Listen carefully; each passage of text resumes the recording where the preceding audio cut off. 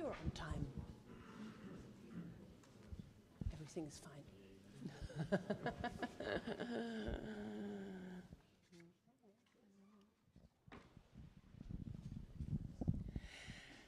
Good morning, everybody here in the Documentation Center in Berlin and also on worldwide on YouTube. My short question to the organizers: should we start, or are we waiting for someone to join the public?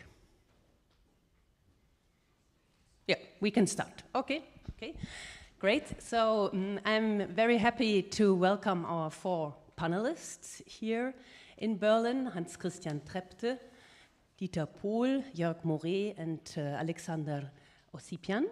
Well pronounced? Yeah. And we are happy to have an Ukrainian scholar with us this morning. And we are happy actually to discuss the topic which is on the core of our conference topic, with a different perspective on this question of weaponization of history. I would like to invite you to have some questions right after the presentations, some true questions to the speakers, and then at the end we will have a common discussion about all the four papers. To start, I would like to introduce Hans Christian Trepte. He is a literary scholar affiliated throughout decades to Leipzig University. He studied English-American studies and Slavic studies in Greifswald, Leipzig, Warsaw, and Wrocław. His specialization is in West Slavic literature and cultural history, with a focus on Polish history and also as a translator of Polish literature. He has, of course, numerous publications, and now I lost my note about his latest one. Sorry. Numerous publications on Slavic literatures, on cultures, on migrations and immigration, language change, German Slavic reciprocity. And a very popular title which came out last year is called, I say it in German first, Zwischen Kap Arkona und dem Lausitzer Bergland, Westslawische Mythologie. So between the Cape Arkona and the Lucian Mountains, West Slavonic Mythology, edited in Leipzig 2022. Hans Christian Trepte, you have the floor for your presentation on Kievan Rus, between myth and the claim to power.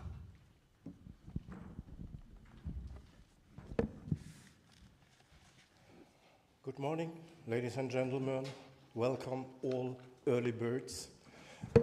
I'm sorry, I had problems with my computer, which was several times hacked, and therefore no visual effects. You just have to listen to my words. Myths are closely bound to cultural heritage.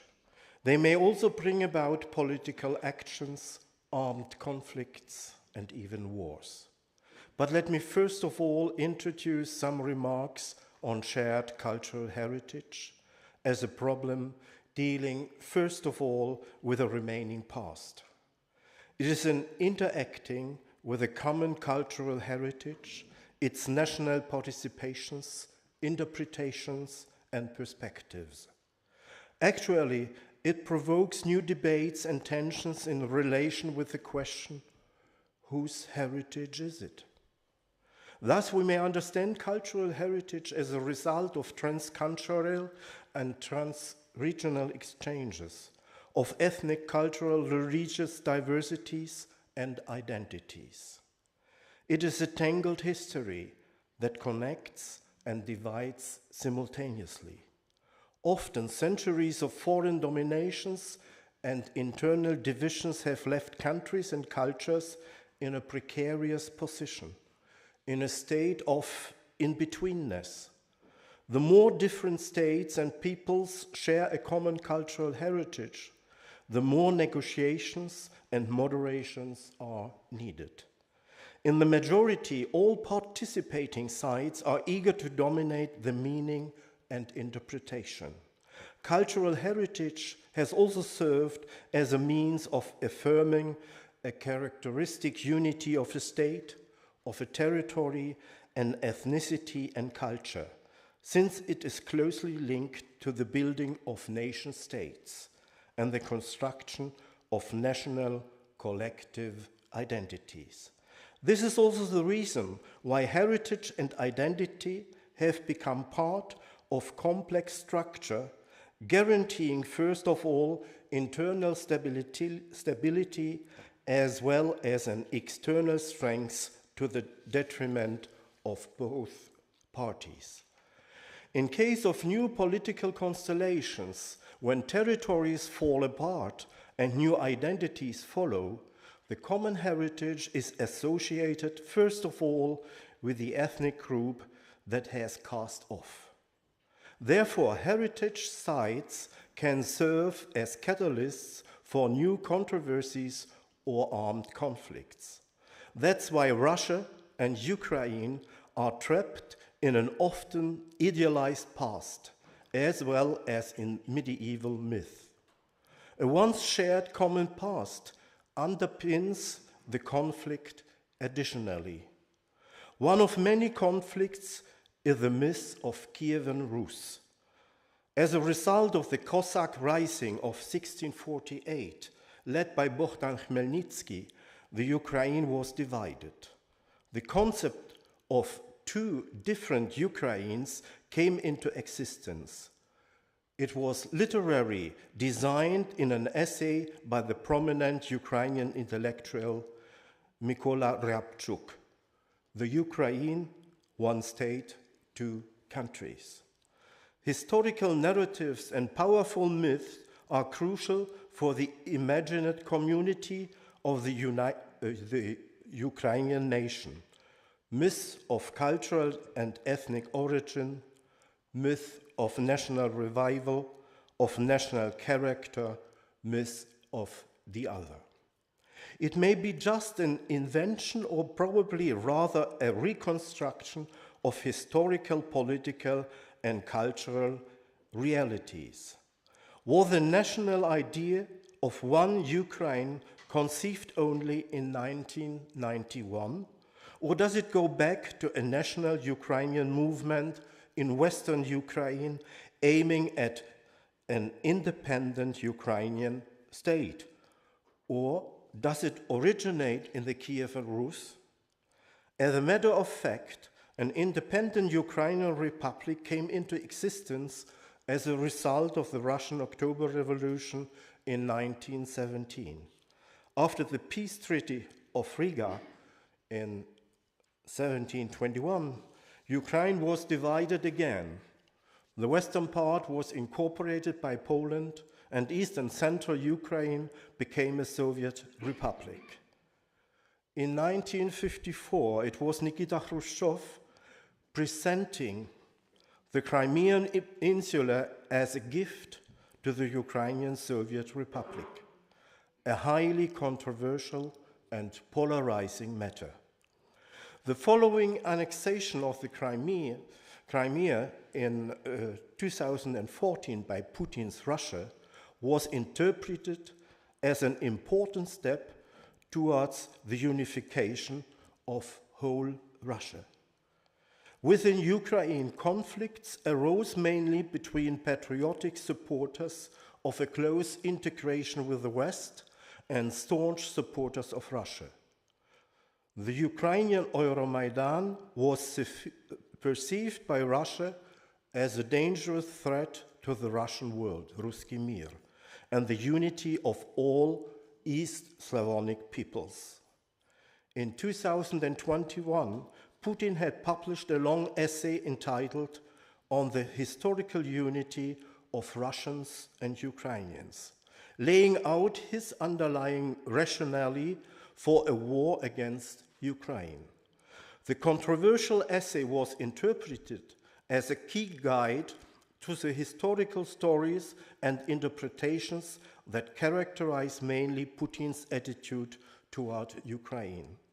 That's also why Russians and Ukrainians are seen as related peoples, or as two brother nations, or even as a homogeneous ethnic and cultural group in a holy trinity of Velkorossi, Great Russians, Malorossi, Little Russians, and Bielorussi, White Russians.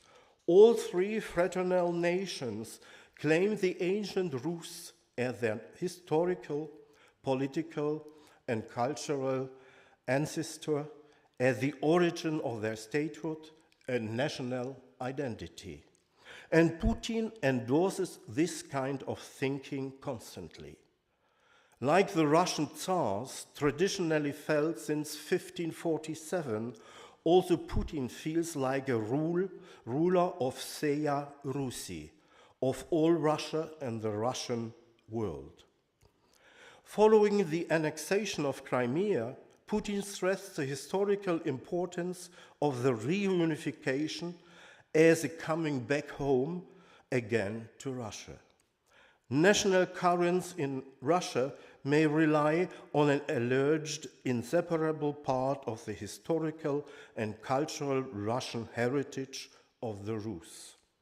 On the other hand, national Ukrainian historiography uses the whole course of history of Ukrainian ground and the historical territory of the Kievan Rus for an interrupted national evolution. In this way, Rus was also used as a living myth, as a claim of power by the Russian and Ukrainian side. In the 18th century, the Russian Tsars tried to establish Kiev as the cradle of Russian Orthodoxy, as a center of the whole Russian Empire. As early as in the 17th century, and even before, we may also state the emergence of another myth, the myth of a Ruthenian identity, based mainly on Orthodox religion. This includes historical persons like Vladimir or Volodymyr the Great, seen as the founder of the Russian as well as of the Ukrainian state. In 2016, there was erected a huge monument to him in Moscow, 16 meters high. At its inauguration, Vladimir Putin stated that with the important historical figure of Vladimir the Great, there was laid the foundation of the united Russian nation, as well as of a unified and strong Russia. In 1853, the Tsarist Russia had already raised a monument 20 meters high at the bench of the Dnieper River. Russia also insists on a continuous historical, cultural, religious, and political development ranging from Rus and the Tsarist Russian Empire, the Soviet Union, to the Russian Federation today.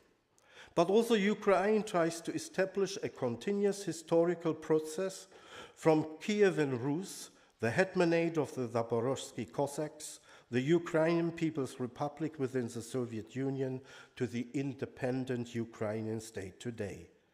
This concept is also reflected by the statement of Ukraine's independence of August 24, 1991, referring to a history and a statehood of more than 1,000 years.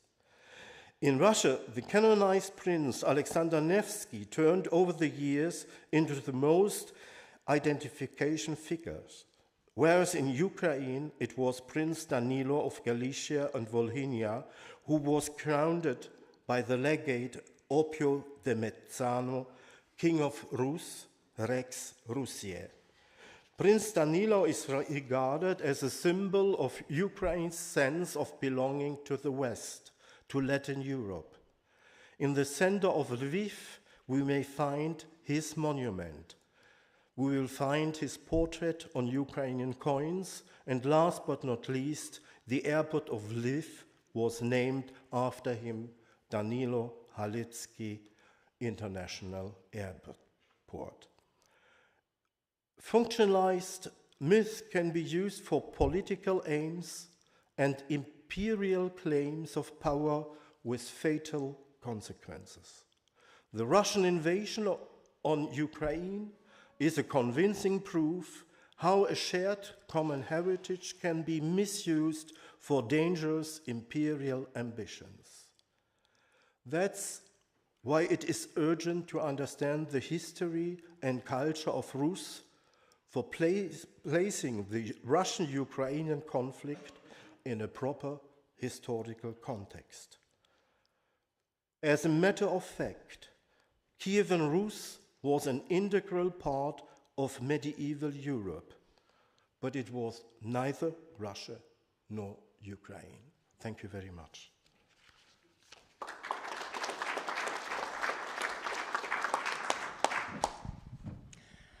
Thank you very much, Hans Christian, for this short and very pointed speech to show how easy it is actually to use myths and cultural heritage for own political purposes. And still, I would like to ask you, at the current situation, who is more, how to say, how would you, on which side you are if concerning the question to claim power with this Kievan Rus myth?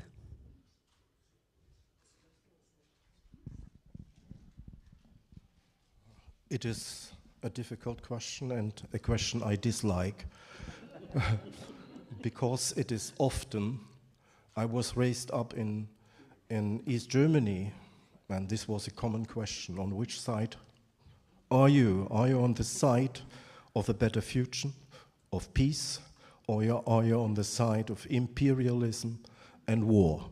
Yeah. Often it's so that we have to answer such a question with neither nor. Yeah. This is also what I wanted to point out, because we may interpret history from our point of view, which has changed after the Zeitenwende. Yeah? And this is also the discussion. If we as scholars have the right to questionize our things we stated before, we have to rethink it. But if we always have to change it, I'm not sure. Thank you. Mm-hmm.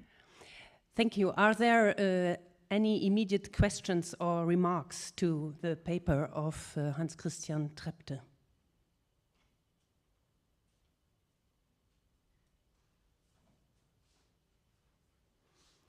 Okay, seems like everybody wants to get more input first. Yeah?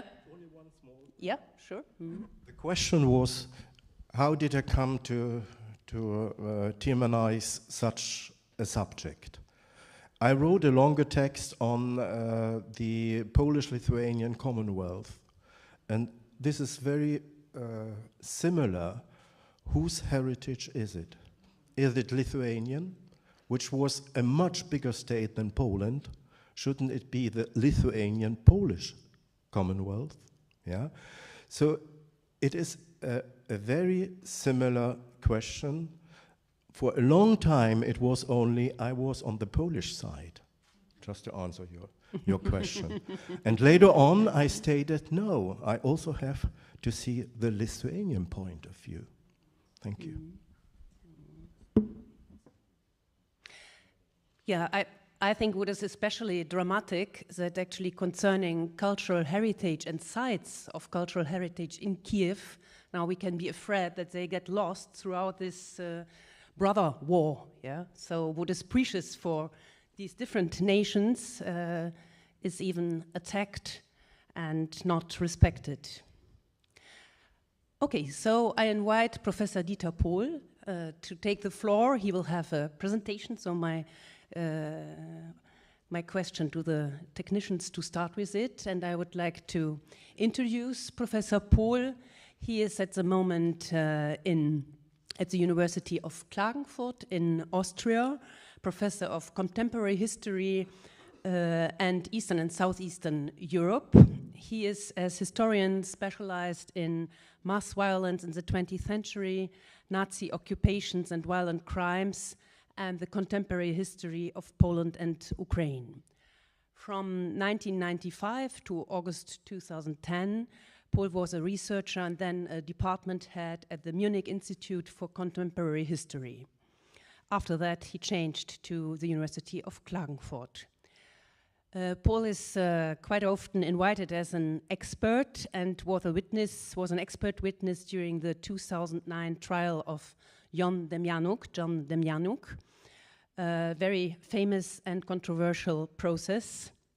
He publishes on National Socialist politics and the Second World War, latest publications, The Rule of the Wehrmacht, German Military Occupation and Local Population in Soviet Union. This is my free translation, so I will quote it in German. Die Herrschaft der Wehrmacht, deutsche Militärbesatzung und einheimische Bevölkerung in der Sowjetunion 1941 bis 1944. And Nationalsozialistische Verbrechen 1939 bis 1945, published last year, so National Socialist Crimes 1939-1945. Professor Pohl, you have the floor.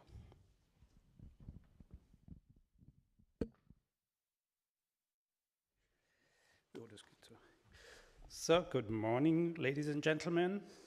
Thank you for the introduction. Annemarie Franke, thank you for the invitation to the organizers, especially my friend Burkhard Olszowski and his Polish colleagues.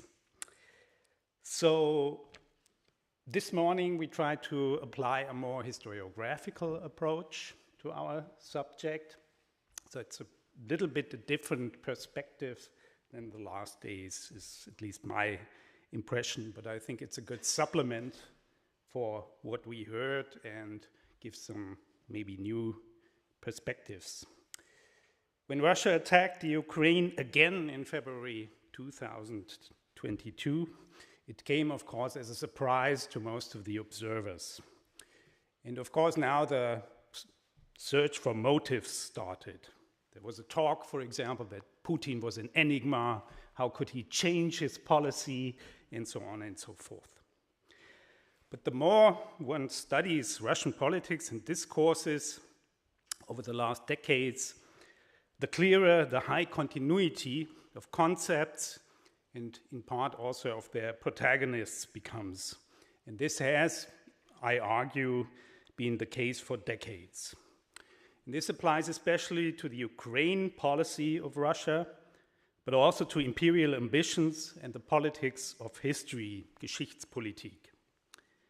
In the following, I will attempt to trace some of the origins of the current Russian war propaganda formula of Nazism, which allegedly prevails in the Ukraine. Since the current Russian leadership was strongly politically socialized during the 1970s and early 1980s, I think it is necessary to start there. The Soviet discourse on so-called Ukrainian nationalism is, of course, older. It dates from the Second World War, the last phase of the war, and especially the immediate post-war period, when the Ukrainian insurgent army, UPA, was fought in the Western territories, approximately up till 1948, but the last fights lasted way into the 1950s. Here, in particularly, the term banderovtsi, or banderivtsi in Ukrainian, was introduced, a little bit analogous to vlasovtsi for Russian collaborators, which is not so common as banderovtsi. And this term has still a meaning in the anti-Ukrainian discourse. After the defeat of the UPA in the late 40s, early 50s, these formulas temporarily lost their significance. Rather, it is known that Ukraine underwent a revaluation from the late 1950s onwards, with a partial liberalization of cultural policy and a limited Ukrainianization of the public sphere. This is, as is well known, mainly associated with the Ukrainian Communist Party leader Petro Shelest, which you see on the left side here.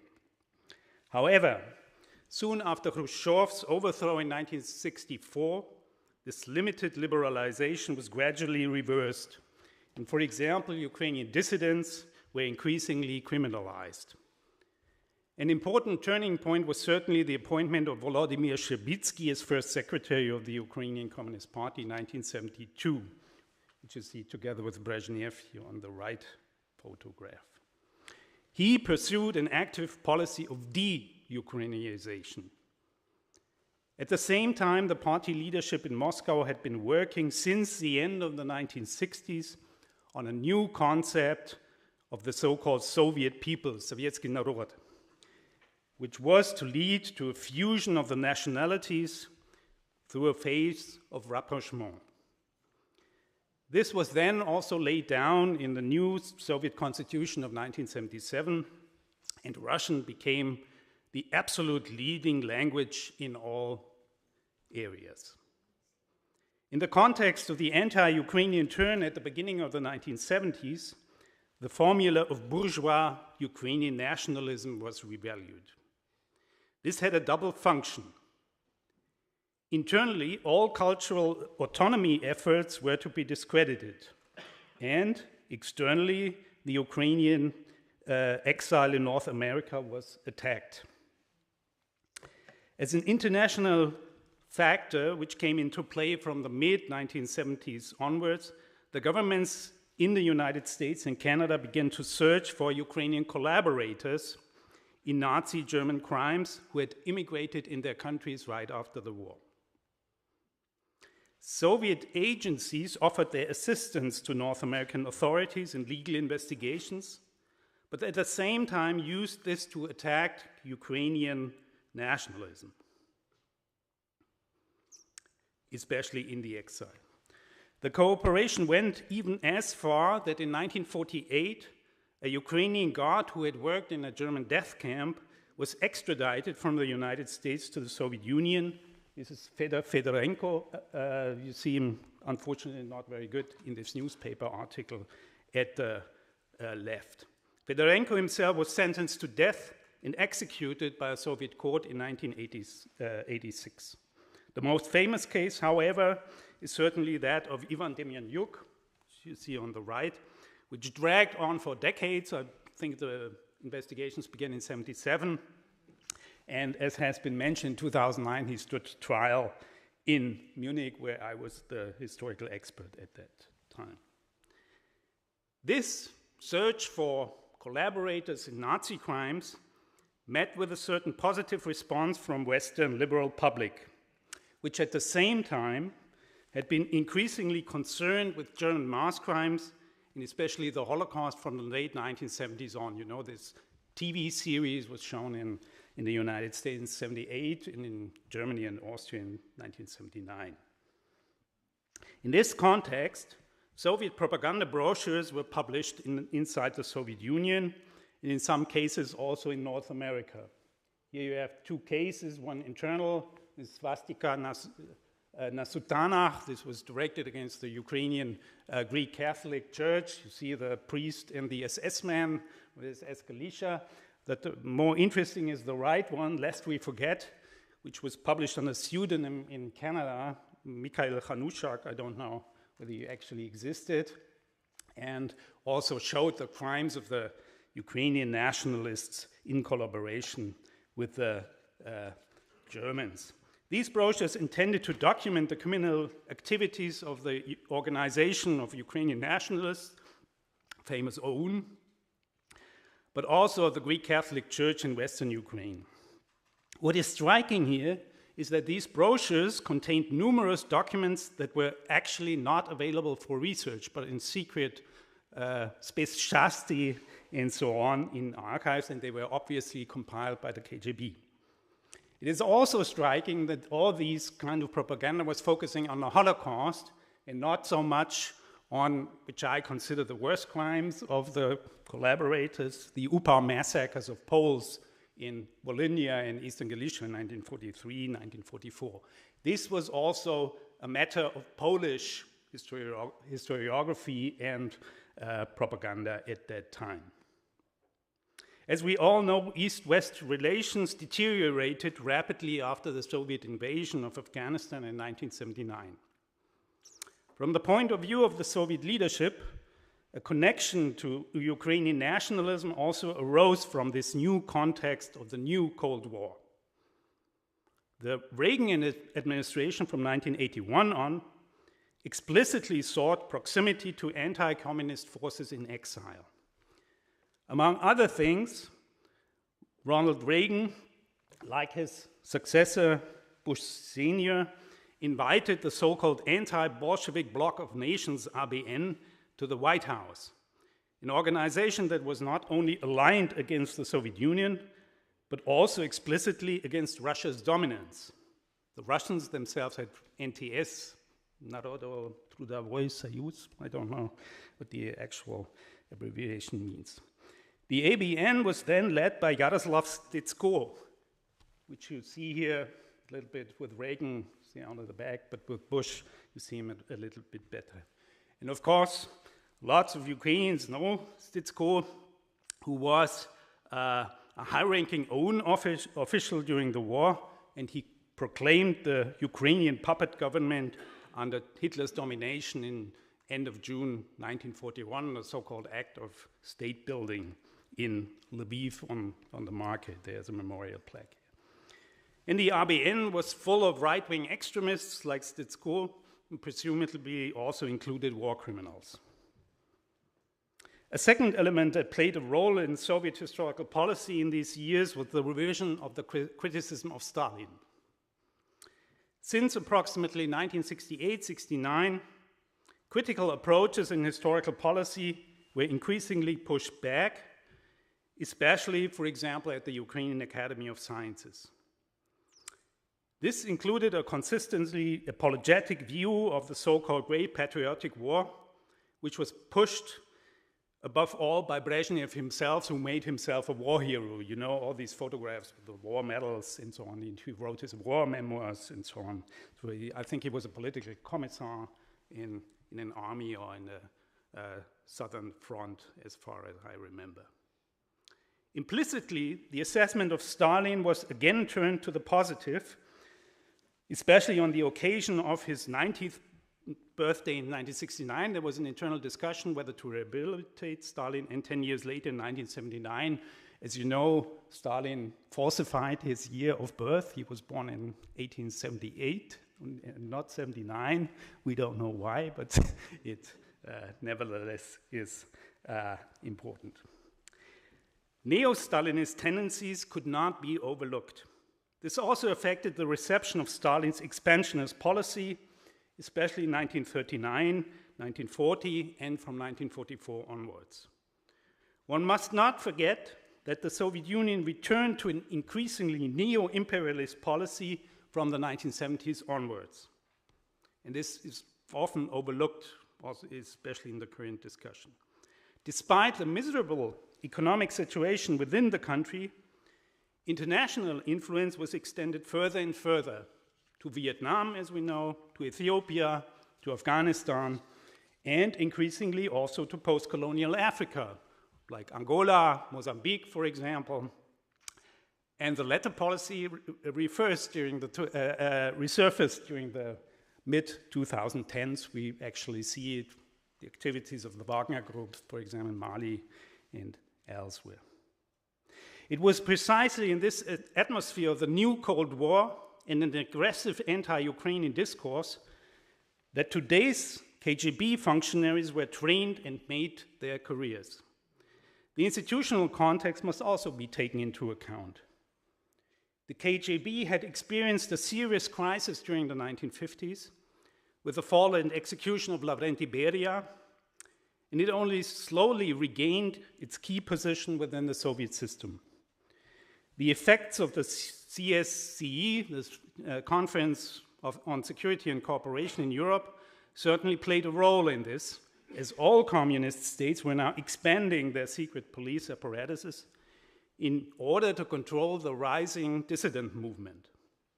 We still know very little about the history of the KGB during the 1970s and 1980s, but evidence suggests that Andropov, the KGB chief, was deliberately building up cadres to place in all areas of the state and economy, who were not meant to make their career inside the KGB, but in state organizations or state and party organizations. The high point was certainly reached with Andropov's election as General Secretary in 1982, even if he only remained in office for a short term since he had cancer. At the middle and lower levels, however, the influence of the KGB cadres remained, and quite a few adapted to the new conditions of perestroika. Finally, the Communist Party was broken up in 1991, but the KGB was merely reorganized and remained. It can also be assumed that the worldviews within the KGB were only changed to a very limited extent by these changes. In fact, mainly in the area of privatization of state economy, in which KGB cadres were successfully involved, and we all know that Putin started to get familiar with capitalist economy already when he was in Dresden, so during the 1980s. The anti-Ukrainian historical policy was then resumed relatively soon after the KGB military complex, how I would call it, seized power under Putin in the year 2000.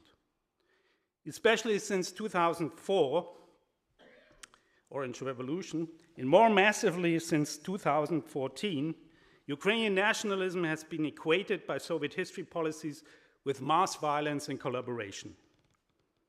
In the process, of course, numerous attacks reflected the upgrading of OUN and UPA within Ukraine itself, especially at the end of Yushchenko administration. He made Bandera a hero of Ukraine, I think in 2010 before he left office, and then after the beginning of the war in 2014. Again, it is striking that not only the Russian State Archive Administration, but also the FSB diligently published documents incriminating OUN and UPA. On the left one, you see this theory and practice of Western Ukrainian nationalism in the documents of NKVD. That's, of course, from a FSB archive. And then on the right one, this is interesting. You might know this institution, Историческая память, which is a pro-Putin history propaganda organization. And this is called the Everyday Terror, Повседневность террора. And it's not the terror of the NKVD against the UPA, it's the terror of the UPA against the local population, which is documented. These are from about 2010. Finally, the question arises why the official Russian war propaganda constantly speaks of Nazism and not of fascism or just Ukrainian nationalism. In this case, I can only speculate. We see here, for example, a sign of an organization called Mir bez nazizma, which was established in 2010, which was an international network which still exists and was targeted in first place against the Baltic states, but switched after a while also against Ukraine. There you have this term.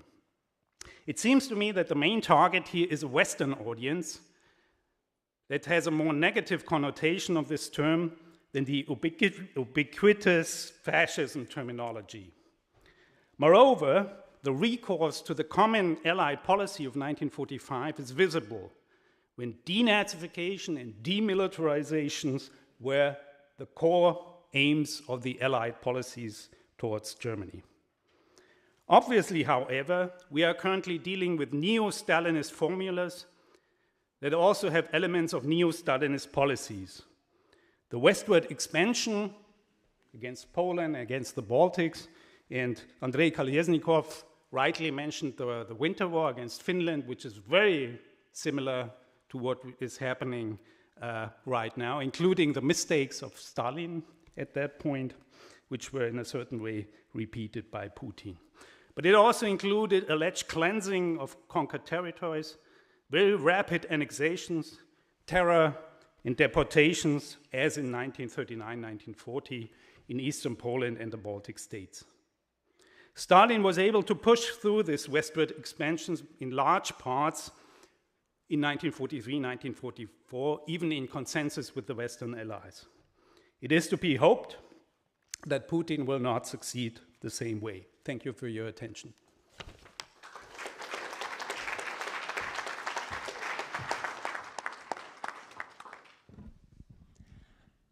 Thank you very much, Professor Pohl, to remind us and present us this study of the origins of the current propaganda. And I invite now also our panelists, also the public, to ask immediate questions to the paper. Mrs.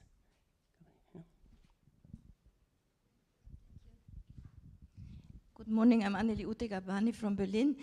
Professor Pohl, thank you very much for your speech. I wanted to ask you, how do you assess Bush's chicken speech in Kiev in 1991?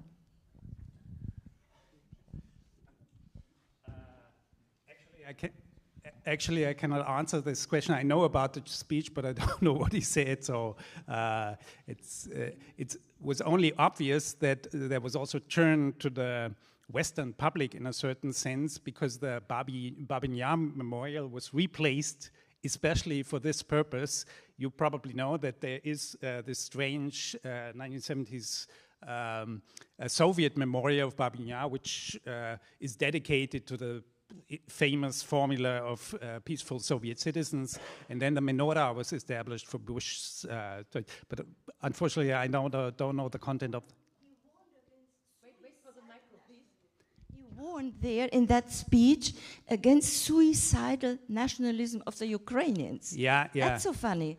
Yeah, but it's I think a formula which is very, I would say, manifest within Western discourse on Ukraine. You have this, for example, this discourse of continuous Ukrainian anti-Semitism. You know, Khmelnytsky uprising, the pogroms of 1919, and so this supposed ingredient of Ukrainian nation, Ukrainian self-identity with anti-Jewish feelings. Today we know from opinion service that Ukraine is one of the countries with the least anti-Semitic occurrence in Europe. But as far as the connection with this picture I showed with Stetsko and Bush is meant, I would say in the Bush case he didn't know whom he was talking there. I mean, you know that Reagan pushed a really active anti-Bolshevik agenda, and you can see this, for example, in the Secret Service was very closely related, and there were direct connections between the CIA and in these emigre organizations. I think this declined under Bush. So Bush was just presented with this representative of the Ukraine exile, so I don't think he actually knew with whom he was talking and whom he was sending this card right now. But that's my interpretation.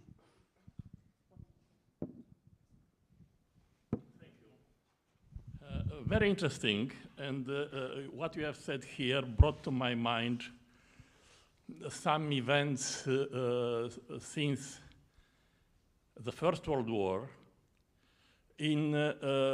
concerning the Romanian foreign policy.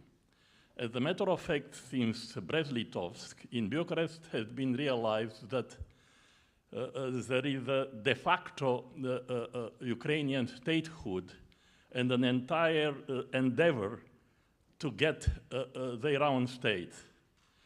And it was possible in such a way, realizing that, for Bucharest to develop two ways of politics.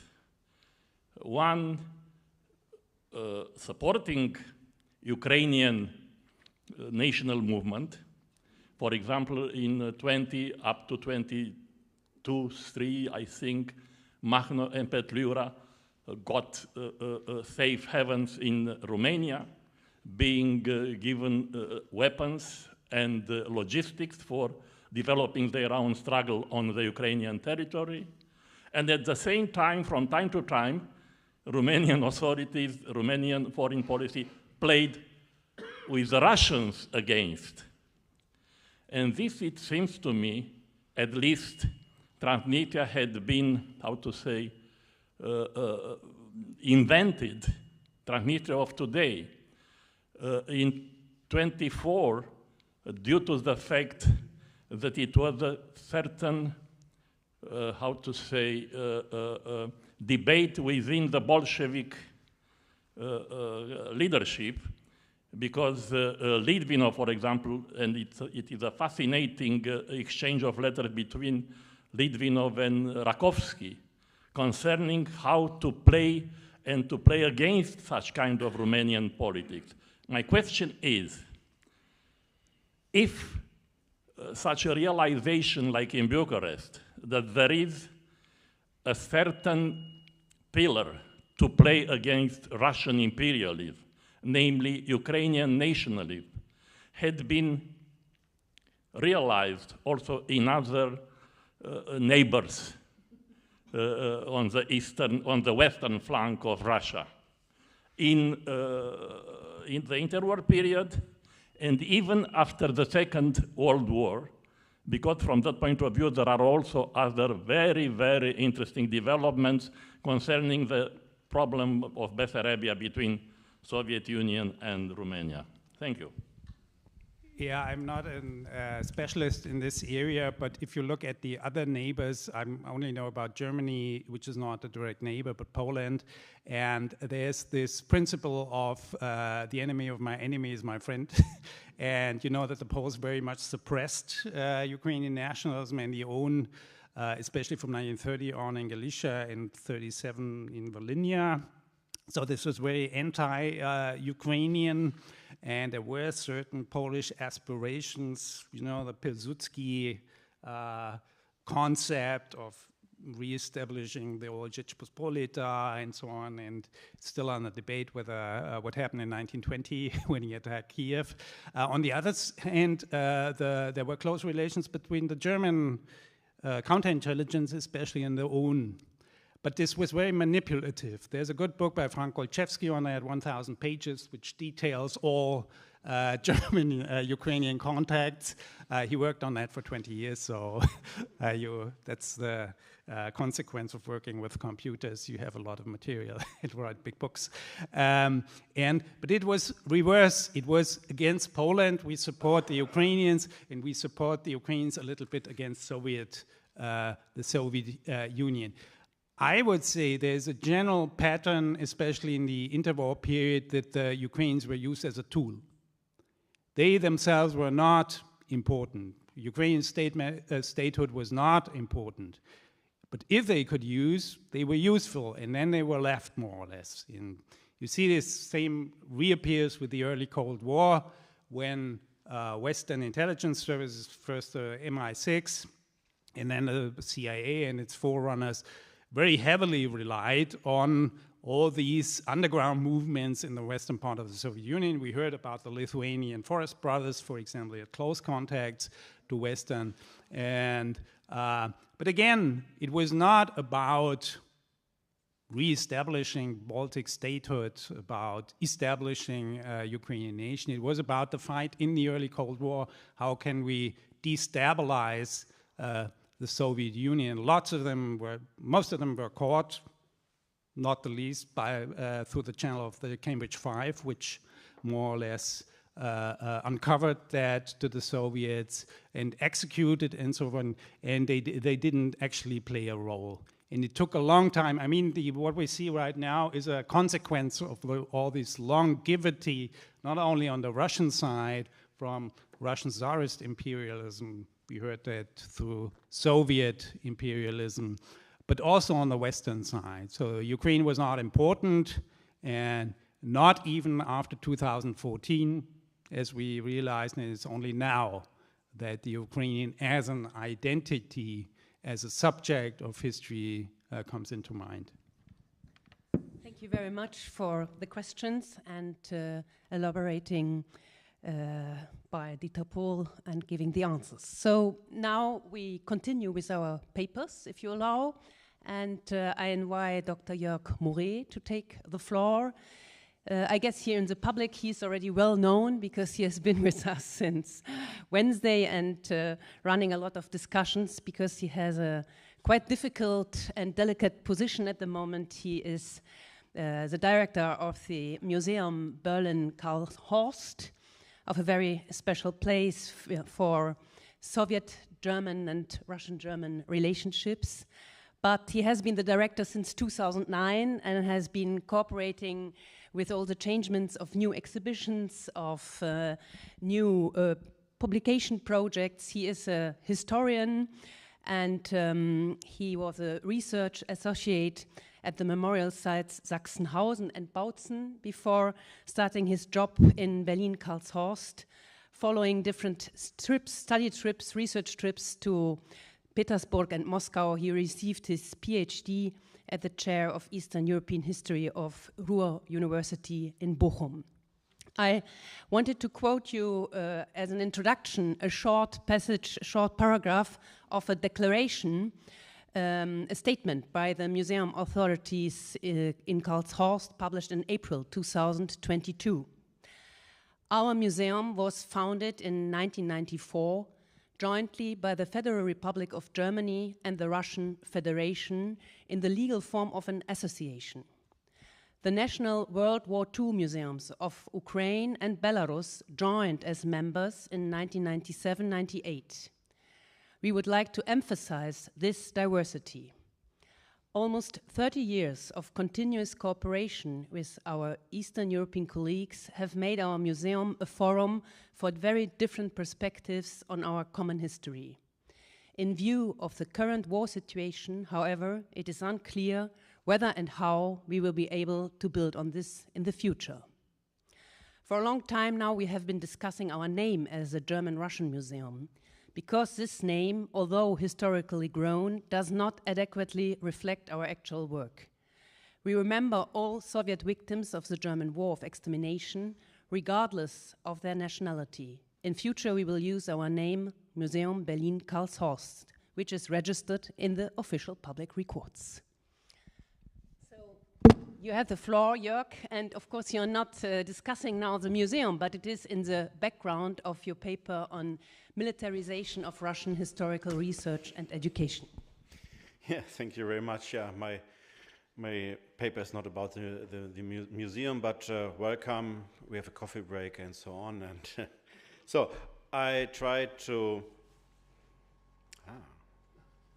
wonderful. Yeah, it's okay. Thank you. Great. Yeah, it's about militarization of Russian research and education. So it's a bit more about education than research, but yes, due to my job, I was watching all the changes in Russian education policy, I would say. So first point I want to make is remembering World War II, or the Great Patriotic War, in the Russian view and the Soviet view, which is a bit different. Remembering the war, the Great Patriotic War, was always based on the veterans.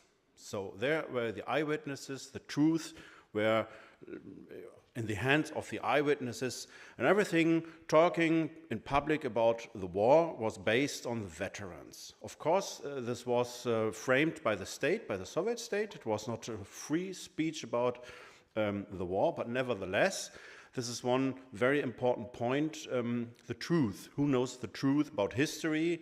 The veterans, the eyewitnesses.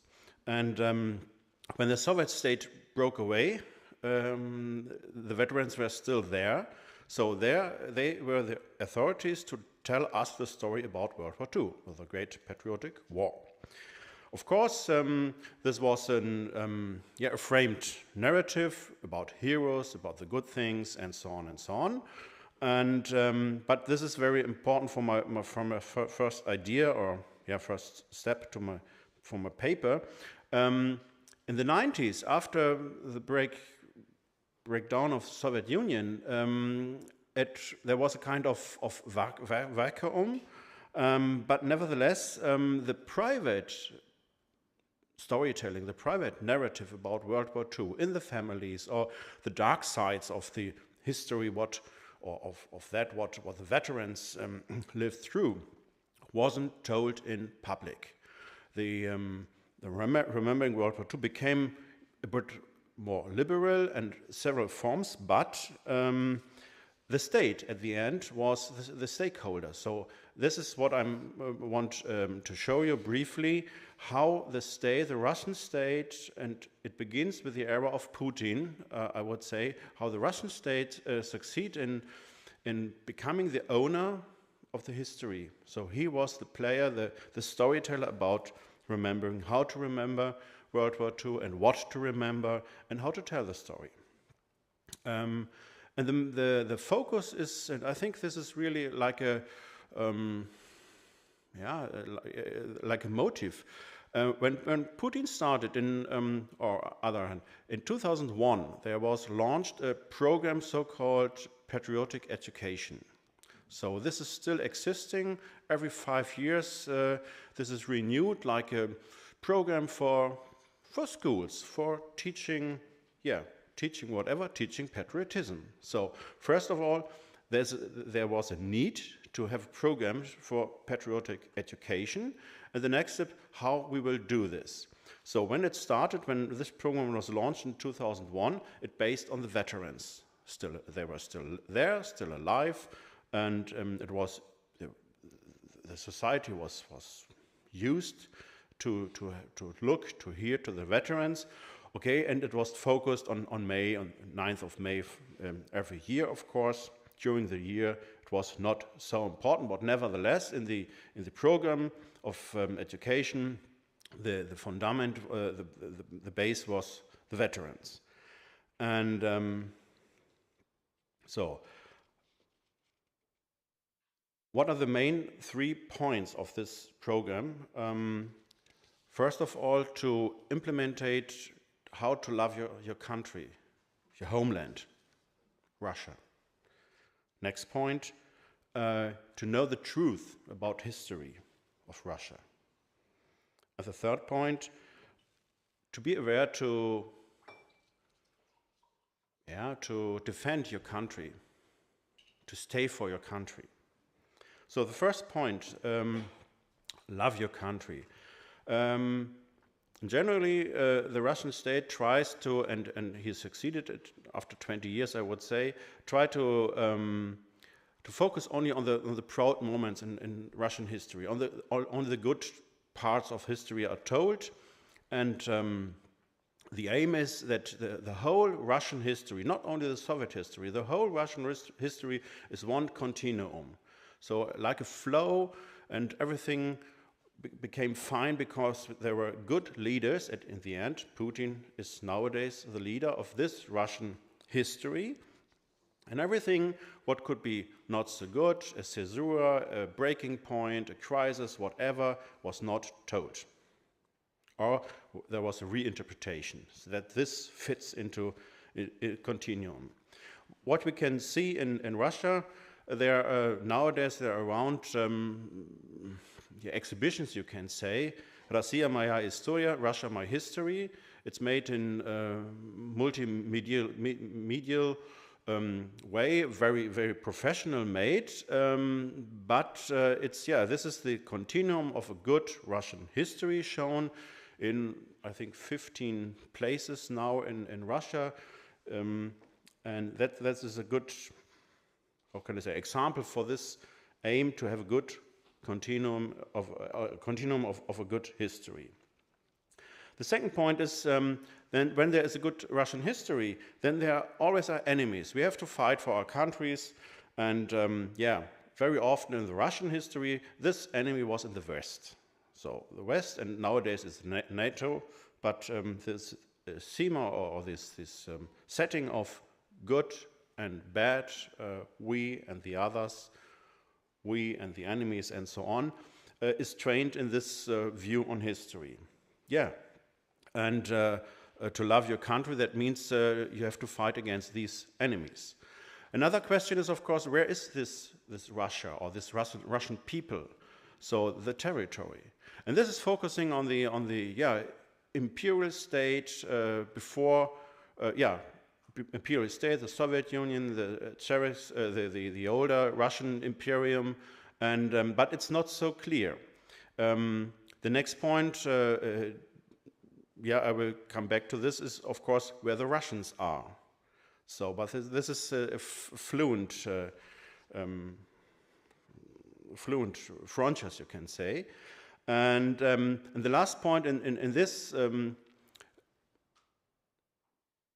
in this development is that Putin at the end, and we have seen it in the last years, is Putin is acting as an historian who is telling us, or the Russians, the history. So when he writes about the Kiev Rus and the victory in Great Patriotic War and so on, not as a president, as a politician, he writes as an historian. Of course, he is the leader, the president as well.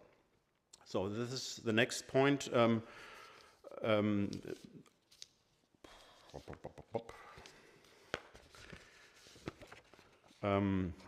What do we have to know about history? Yeah, Putin is showing us, or he's the one who is he tells the history, and what he does not tell, that means don't speak about it.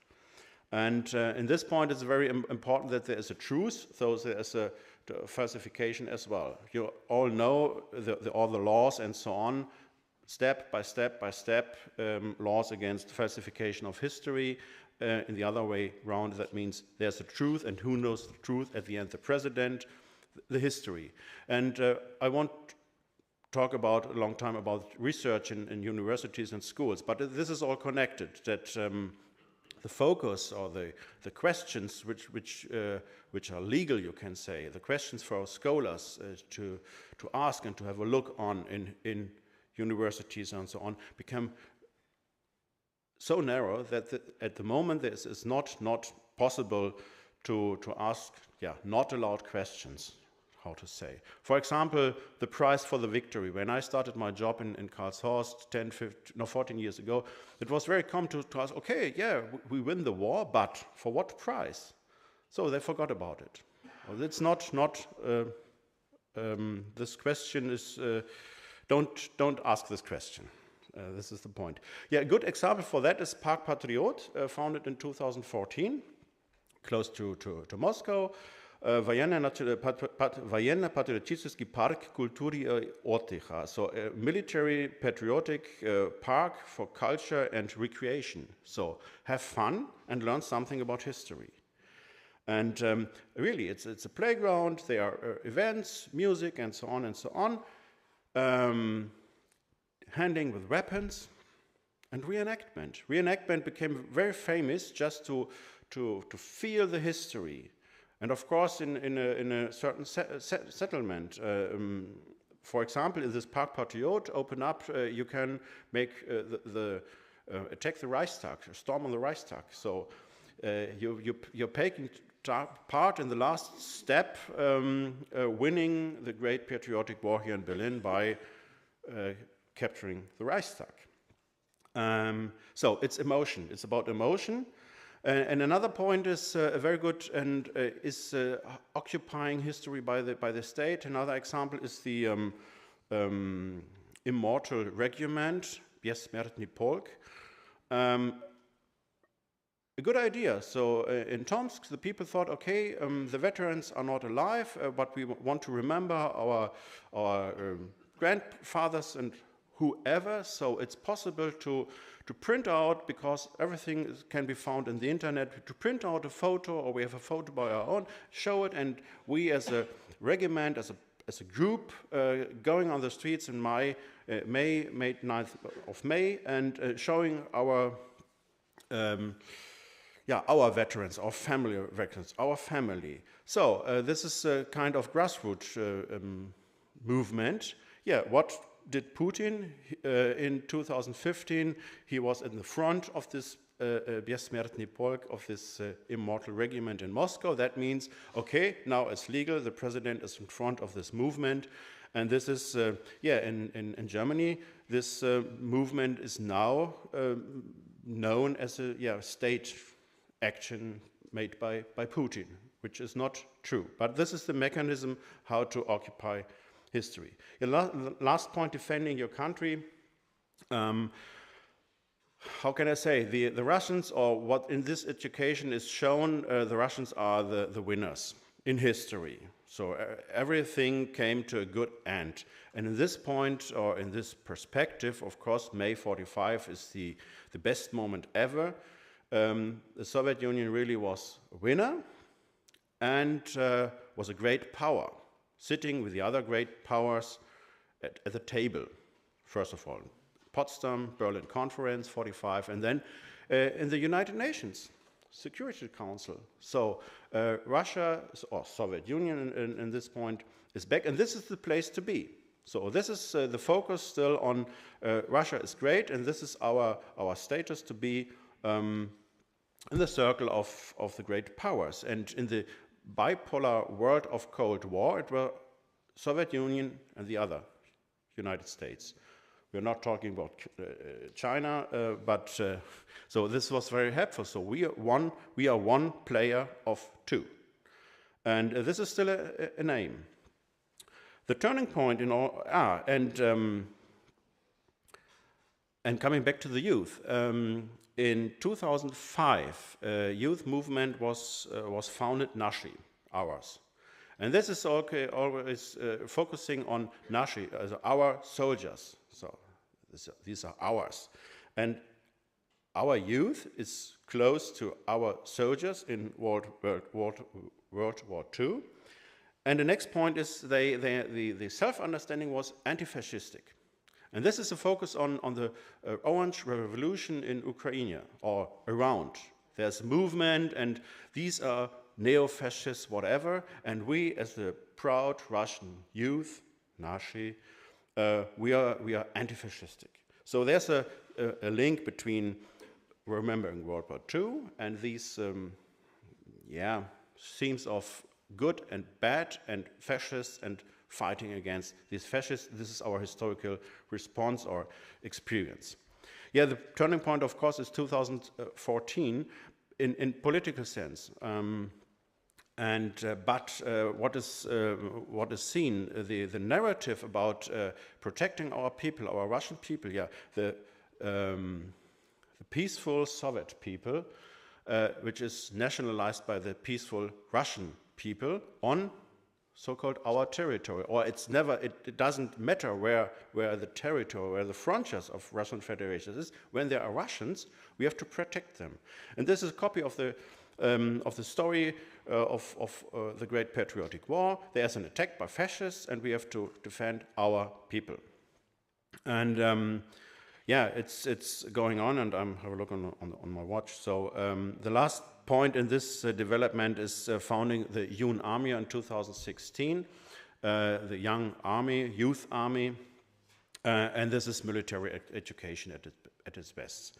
And this is connected, it's implemented in the program of patriotic education. It's part of patriotic education, and it's radicalization, I would say, in this long-term view, bringing together all these points I showed you with really military training. This is what they do, and it works. And at the end, of course, history is a weapon for the Russian state, for the government. It is not made by this educational program.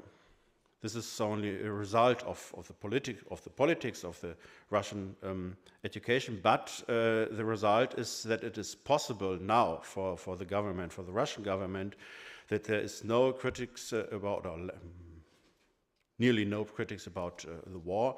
Everyone is fine with this look that it is needed to fight against fascists wherever. So this is what we felt in the museum as well, but I want to show you how the education in the Russian Federation for the last 20 years switched to a weapon for the government. Thank you very much.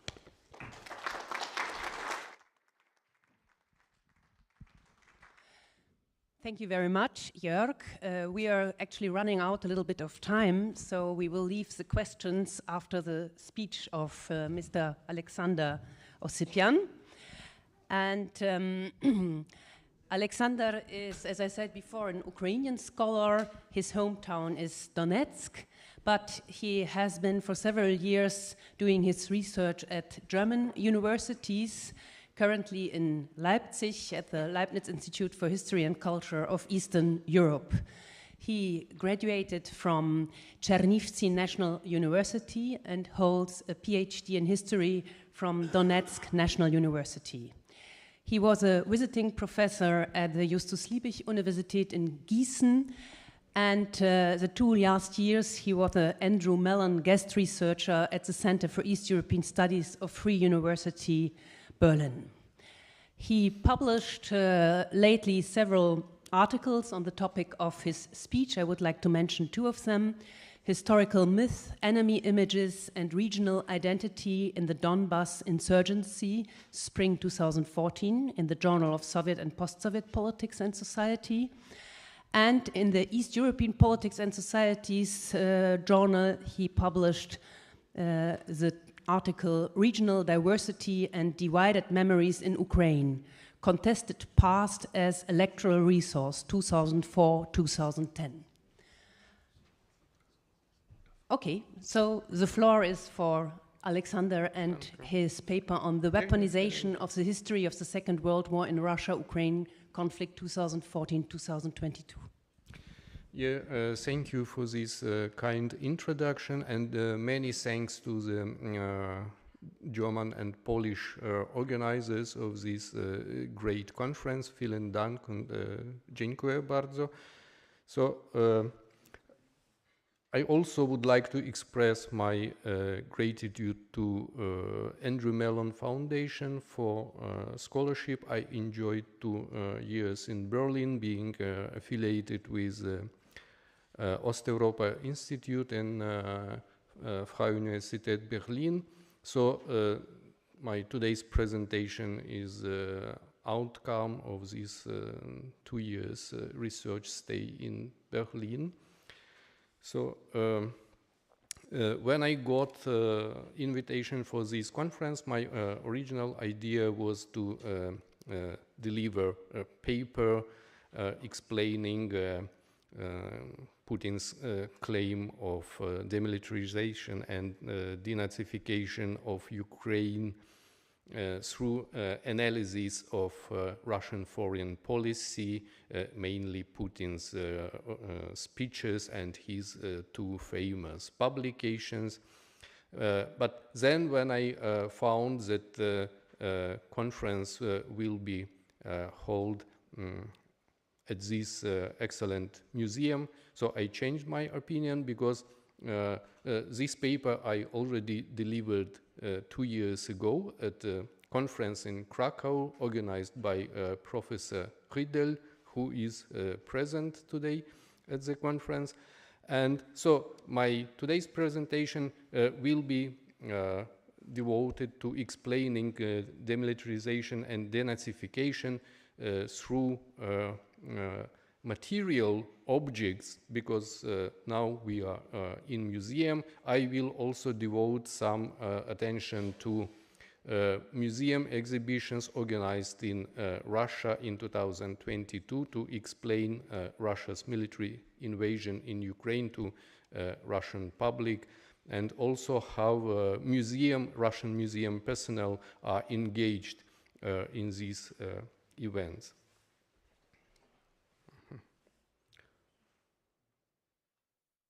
Okay, good. So Russia's president, the Ministry of Foreign Affairs and Russian mass media represent Russia-Ukraine conflict in Donbas in 2014 and Russia's full-scale invasion of Ukraine last year as a sequel of the Second World War or Great Patriotic War. So this paper examines how justification of Russia's invasion of Ukraine was developed through Second World War symbols and performances used by pro-Russian insurgents in Ukraine, the Russian army, as well as Russian museum personnel in current exhibitions. So the so-called Euromaidan revolution in Kiev was represented by Russian mass media and pro-Russian activists in southeast Ukraine as neo-Nazis coup d'etat, with the interim government blamed as a fascist junta. So this elaborated narrative of the fascist threat was employed during the insurgency in East Ukrainian Donbas in spring 2014. So the claim of federalization of Ukraine, then demand of referendum, secession from Ukraine, and appeals to Putin to send the Russian troops to Ukraine were legitimized by the spread of fears that Ukrainian fascists are approaching the Donbas to persecute the locals, supported of the ousted President Yanukovych. So the celebrations of the Victory Day on 9 of May 2014 were used to mobilize the masses to vote on the secessionist referendum in Donetsk and Luhansk on 11 of May, just 2 days after Victory Day. So in Mariupol, the celebrations were used by local paramilitary insurgents to attack the Central Police Department. So one of the main symbols of this insurgency of 2014, called in Russian mass media as Russian Spring in eastern and southern Ukraine, was a victory banner raised by Red Army soldiers on the Reichstag on the 1st May of 1945. So the banner became the main symbol of the great victory in accordance with bill passed by Russia's parliament on 7 May 2007. Then this symbol was used by pro-Russian forces in Ukraine in 2014. For instance, here you can see pro-Russian demonstration in Odessa on 10th of April. So most of demonstrators, they have a victory banner. So the next image, pro-Russian meeting in South Ukrainian city of Mykolaiv, held near the monument of the Great Patriotic War, and again many pro-Russian activists there having Russian banners, Russian Empire banners, but also a victory banner. The next reason of using this victory banner is justifying defection. For instance, Alexander Khodakovsky is a former commander of the Alpha Special Unit of the Security Service of Ukraine, SBU, in Donetsk Oblast. In May 2014, he left Ukrainian state service and became the leader of insurgent battalion Vostok. So he is posing with a background of this victory banner, so in a way justifying his defection. So another famous image of Rodina Mать, or motherland, so was used by insurgents in the billboards in Donetsk in summer 2014, inviting locals to join the insurgent militia. In some cases, the material objects of the Second World War were used by the insurgents to prove their direct connection to the Holy War against fascism. For instance, on a screen you see in July 2014, the insurgents of Battalion Steppe took from the museum in the town of Yenakievo a banner of the 14th Rifle Yenakievo Danube Division with the legend, "Death to German occupants." Another example, in June 2014, the insurgents took from a pedestal a memorial tank in the town of Kostiantynivka in Donetsk Gebit. They mounted a modern machine gun on the old tank. And, on its fuel tanks, they wrote on Lvov and on Kiev, thus expressing their plans to attack in future the two strongholds of Ukrainian fascism. By writing the legend, they made reference to the siege of Berlin when the Red Army soldiers wrote on their tanks, cannons, and artillery shells on Berlin. So here you see another examples from 1945, personally to Hitler, to Berlin, to Reichstag. In this way, the insurgents in Donbass pretended to reenact the Second World War, this time against the Ukrainian fascists. Another example is from Russia. You see here a Russian girl with Russian flag and with a car transformed in a sort of old Soviet tank, T-34, with the same inscription, the same slogan on Berlin. So it's taken in 2015. So in the end, only few insurgent units tried to appropriate some material symbols of the Second World War, since the majority of them were busy with looting the banks and auto shops. So the performance of the Second World War by the insurgents culminated on August 24, 2014. That day, Ukrainians celebrated their Independence Day with military parade in Kiev. So alternative parade was organized that day in Donetsk, held by insurgents. So in Donetsk, they staged a parade of the defeated, a parade that mocked the Ukrainian army and celebrated the death of and imprisonment of Ukrainian soldiers. Up to 100 captive Ukrainian soldiers, policemen, and volunteers were marched through the Donetsk central street. They were guarded by insurgents with guns, their bayonets fixed. So about 1,000 onlookers shouted "fascist" and "murderers" and pelted the prisoners with empty beer bottles, eggs, and tomatoes.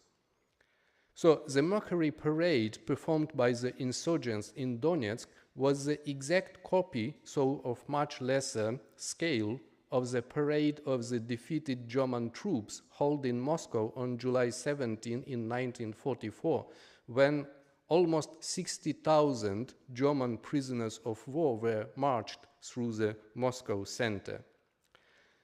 Then street cleaning machines followed the column, spraying water onto the street in a theatrical gesture to indicate the men were unclean. So in case of Moscow in 1944, these street cleaning machines were used for hygienic reasons because there were 60,000 German prisoners of war marching through the city. But in case of Donetsk, there were about 70, 80 Ukrainian prisoners of war, and the street cleaning machines in Donetsk in 2014 were used just to make exact reference that these Ukrainian prisoners of war, they are fascists. And we are doing the same as in Moscow in 1944. The documentary of 1944 parade was constantly used in the late USSR in course of the Victory Day celebrations, and thereby deeply embedded in the memory of its citizens, particularly the older and middle-aged generations. So Russian mass media emphasized the similarity of both parades of 1944 and 2014 in order to explain the main message to a younger generation lacking the Soviet-style memory of the Second World War. So the victory banner was again used in Russian invasion in 2022. So here you see victory banner raised in the Ukrainian city of Kherson, which was occupied by Russian troops. So again, another example, the victory banner on the Mount Kremyanets in the city of Izium in eastern Ukraine when occupied by Russian army. East Ukrainian city of Lysychansk in July 2022, Russian soldiers with the victory banner storming the local city hall. So in that case, again, propaganda used this as a direct reference to Red Army and victory banner in Berlin raised over Reichstag. So you see the same Russian soldier posing in Lysychansk with a victory banner raised over the ruins of Lysychansk City Council. And famous photos of Red Army soldiers posing next to the ruins of Reichstag. So the Lysychansk City Council as a new Reichstag destroyed by victorious Russian army. Or in other references, Red Army soldiers posing with victory banner and destroyed Reichstag on the background. And the same in Lysychansk, victorious Russian soldiers taking pictures with victory banner and on the background is the ruins of the city hall. So then the victory banner was handed to Viktor Senichkin, an academic secretary of the Victory Museum in Moscow, who arrived to the destroyed Lysychansk just 3 days after it was taken by Russian troops. Senichkin had delivered the victory banner from Lysychansk to the Victory Museum in Moscow, Muzей Победы на Поклонной горе.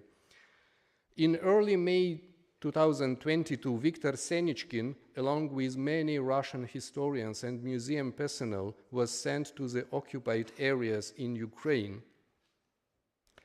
Their main task is to collect the material evidence of neo-Nazism in Ukraine. So you see Senichkin with Russian soldiers in occupied Mariupol seaport. Then the collected evidence were used for the exhibition, evidences of crimes committed by Ukrainian neo-Nazis and their instigators.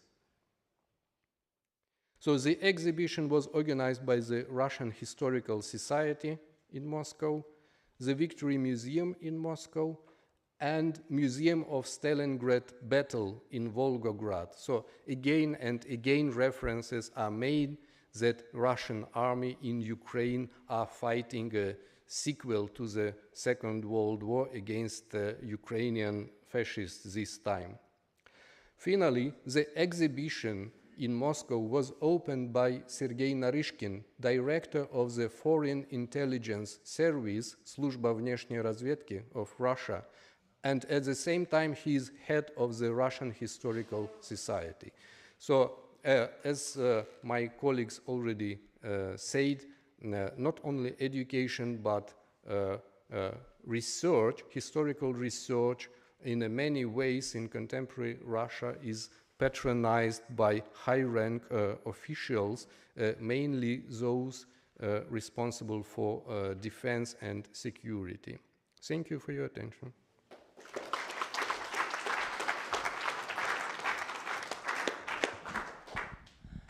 Thank you, Alexander, for this impressive paper with photographs many of us probably haven't seen, and also with this impressive analogy to Second World War iconography. Actually, we are already in the slot of the coffee break. We started a little bit later, so if you allow, we can have 2 questions to the 2 last speakers or to one of them, and then switch with the discussion into the coffee break. But if there is... So... Thank you for the mic. Yes, just, I don't know, it's not a question, but there is a website in Germany, it's called Nachdenkseiten. And they are showing or trying to document from the Soviet or the Russian side all these crimes are done by the Ukrainians. So it's a part of the conspiracy theory. And that leads me to Mr. Moret. I thank you for your speech because it has outlined what I call the technologies of configuring perceptual or patterns. It seems to be very interesting that you could not mention, for instance, Wassily Grossman and his works on Stalingrad and Life and Death, oder Leben und Schicksal. And you could not mention, and I guess it's not even mentioned in your museum, those authors of those days that were strictly forbidden to publish their books. Sorry, And- because we are running out of time. Yeah. Could you Thank you pronounce the very- question? Yeah, the question is, when did it happen to prohibit all these authors to publish in the former Soviet Union, focusing on the Soviet side of the atrocities committed by the Red Army, executions, for instance, for officers and soldiers, in particular in Volgograd and on the Russian fronts, because those defectors were executed by the higher-ranking officers and the NKVD or KGB in those days. This is a long story I tell you in the coffee break. Briefly, it started in the 50s, and we just had a lecture in our museum about Vasily Grossman and so on. So welcome to our museum. We discuss it in the coffee break. Okay, thank you. Thank you. Thank you. Thank you, Professor Ossipyan. I have a question to you which is only slightly related to your topic, but since you come from the Donetsk Oblast, I would like to pose this question to you. We have had two interesting remarks on the Minsk negotiations. One was by Foreign Minister Lavrov last February or March, who said there is no use of discussing in this format anymore because the West failed to press Ukraine to take the right decisions. And a very recent remark by our former Chancellor Merkel, who said the way we discussed at Minsk was in fact to give Ukraine time to sort of arm its military. Thank you. Does it work? Yes, thank you for your interesting question. So, in my view, when Merkel made this recent statement, she just tried to justify herself. Of course, it was not her decision to deceive Putin in 2014. I am sure for 100% her idea was to make peace in Eastern Europe. So she and President Hollande, they made all possible efforts. And what's going on Lavrov's statement? So I think in that case, he is absolutely right that Russia in 2014, 15 and later tried to use France and Germany to press on Ukraine to give up and to follow this Minsk agreement, which was elaborated by Russia to transform Ukraine in a hybrid way in one more Belarus, satellite country absolutely dependent of Russia, using these insurgents and Russian proxy military forces in Donbass. So thank you. And finally, this strategy failed, and Lavrov just recognized that Russia need not Minsk agreement, so it will act in different way, in open military invasion. I would like to ask one last question to you, Alexander. You showed us these pictures of Russian soldiers using well-known icons. What about the Ukrainian soldiers? To what kind of icons do they refer when they take pictures of themselves in victory situations or at parades? Have you studied this, or is there a similar? Yes, thank you. I made no special research on this topic, but of course I follow news, and so mainly I see Ukrainian soldiers using Ukrainian national flag, this blue and yellow flag. So, of course, these soldiers from different brigades and units, they have insignia or chevrons, a multitude of symbols. They are using, some of them making reference as far as to 16th century.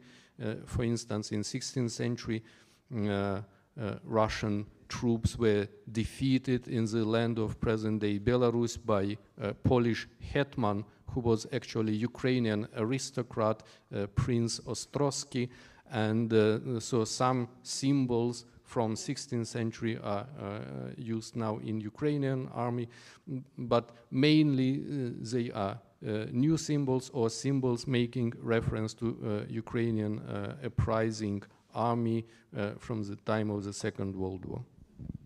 Thank you. Ukraine is separated from the Soviet icons of memory in 2014. So there's no flag. They switched from the 9th May to the 8th of May. The Georgian band Georgivsky Lentichka is not used. There's a poppy and so on and so on. So they're very, very advanced, I would say, in 2014, felt apart from all these Soviet topics. Okay, thank you very much for your attention. Thank you to our panelists, and please continue the discussion, which is never finished, at the coffee break.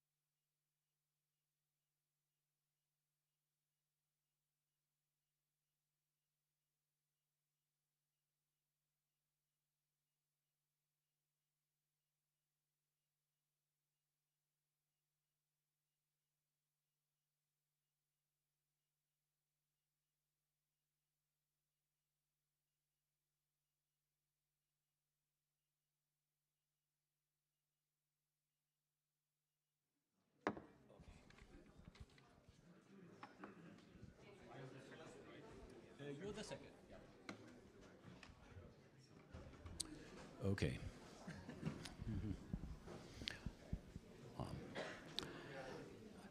Dear ladies and gentlemen. You're here. Okay. No.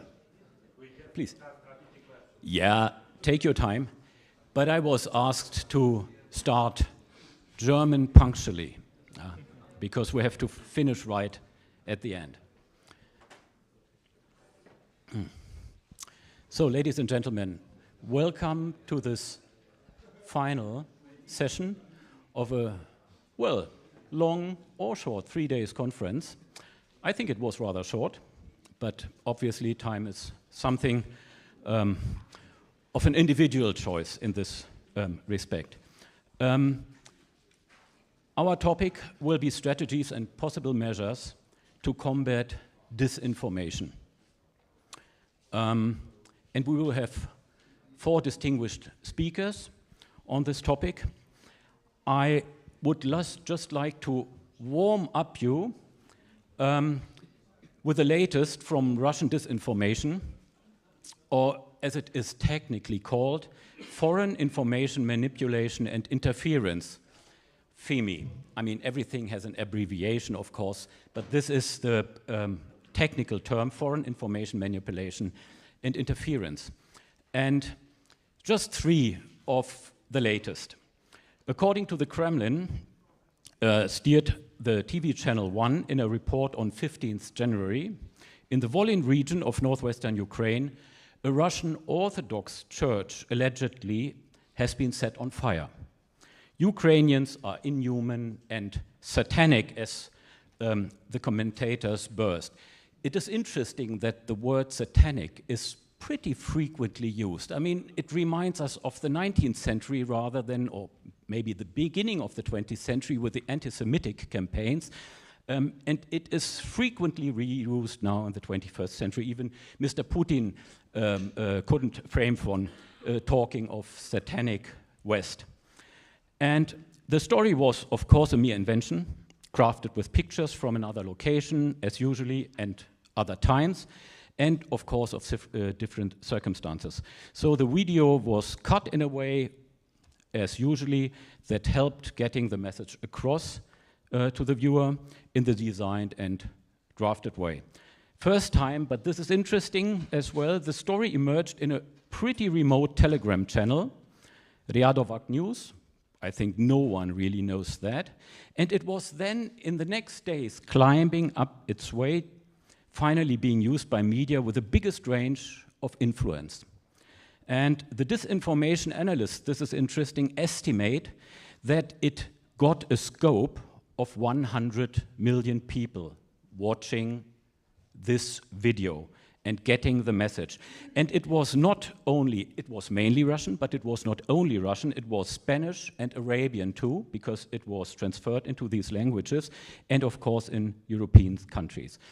It doesn't say something about the impact. This is something different, but I think it's interesting to have a tiny, tiny, tiny thing popping up on Telegram, going way up to TV1 and being spread in a way like this. So barbaric Ukrainians setting churches on fire. Then the next thing, I think it's just a few days ago, Ukraine allegedly has dropped warfare, biological warfare via drones. Russia is, of course, neatly investigating it, and it's a repetition of something that we have for some quiet time. Ukraine is a nuclear, a biological, and a chemical threat. We have it all over and over again, and it pops up at certain time. And then the last one, this is by the author Ilya Baer. He wrote a few days ago in the Frankfurter Allgemeine Zeitung an article that a new, I would say, a new technique comes up by faking covers of satire magazines, like Charlie Hebdo. Everyone knows it, I mean, you know, from the Islamic bombing and raiding. Charlie Hebdo, the German Titanic, the American Mad magazine. So they use it as a new tool. Roughly 20 or so incidents of this occurred, updated, and the message is always the same. I mean, the technique or the medium is new, but the it is always the same message: Ukrainian Nazis rule and Europeans are sick of helping them. Maybe I gave to the lady at the Technique the paper was written a website. And this is interesting. You can follow this day by day in monthly reports. Is set up by the European Diplomatic Service, and it gives you a wonderful, well, not wonderful, I mean, it's disgusting, but it gives you quite a very good insight of what is happening on a day-to-day basis with monthly reviews. And now, I think 2 or 3 days ago, there was even published a year's review on disinformation campaigns and how to deal with it. And I think this using of image and abusive texts and words, I would say, is rather a good situation to come to our first speaker and presenter, because he is very much working with images, with music, and with pictures, doing this disinformation. And I would like to present Dr. Manuel Lopez Toran. He's a PhD in modern history of Europe and an assistant professor and researcher at the University of, I hope I pronounce it right, Castilla-La Mancha. Perfect. Okay, in Spain. He is specialized in the study of modern wars through 2 research lenses.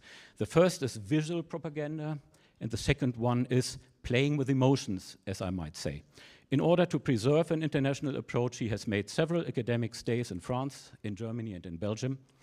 And he is a member of the Occupation Studies Research Network based at the University of Maastricht that brings together experts from more than 15 countries. So, very warm welcome to you, and the floor is yours.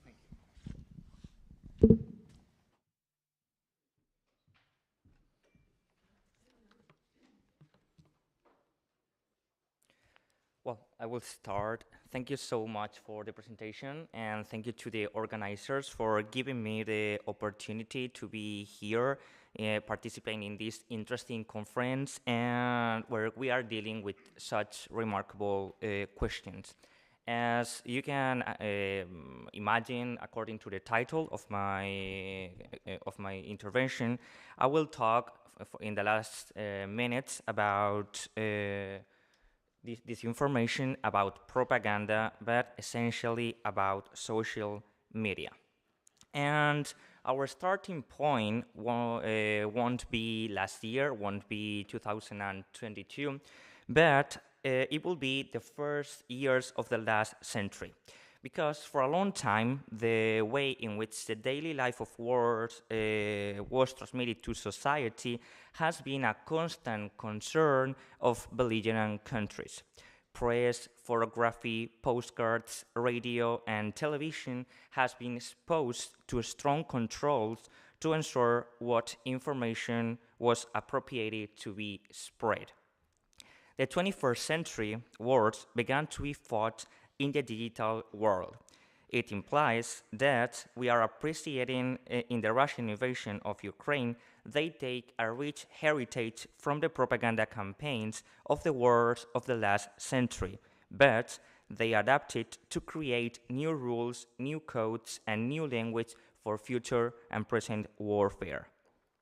The internet and social networks brought the traditional channels of information. In this sense, Instagram, Twitter, TikTok, Facebook, Telegram, and even TikTok have become new battlefronts where the weapon used are images, videos, characters, emoticons, or hashtags. Due to this new situation, the channels of information has been widely diversified, and they have become the center of information and disinformation strategies and propaganda campaigns. Irretrievably, this situation has brought changes to the way in which the war is perceived by the population. Moreover, the use of these digital weapons implies the need to develop new strategies to combat them.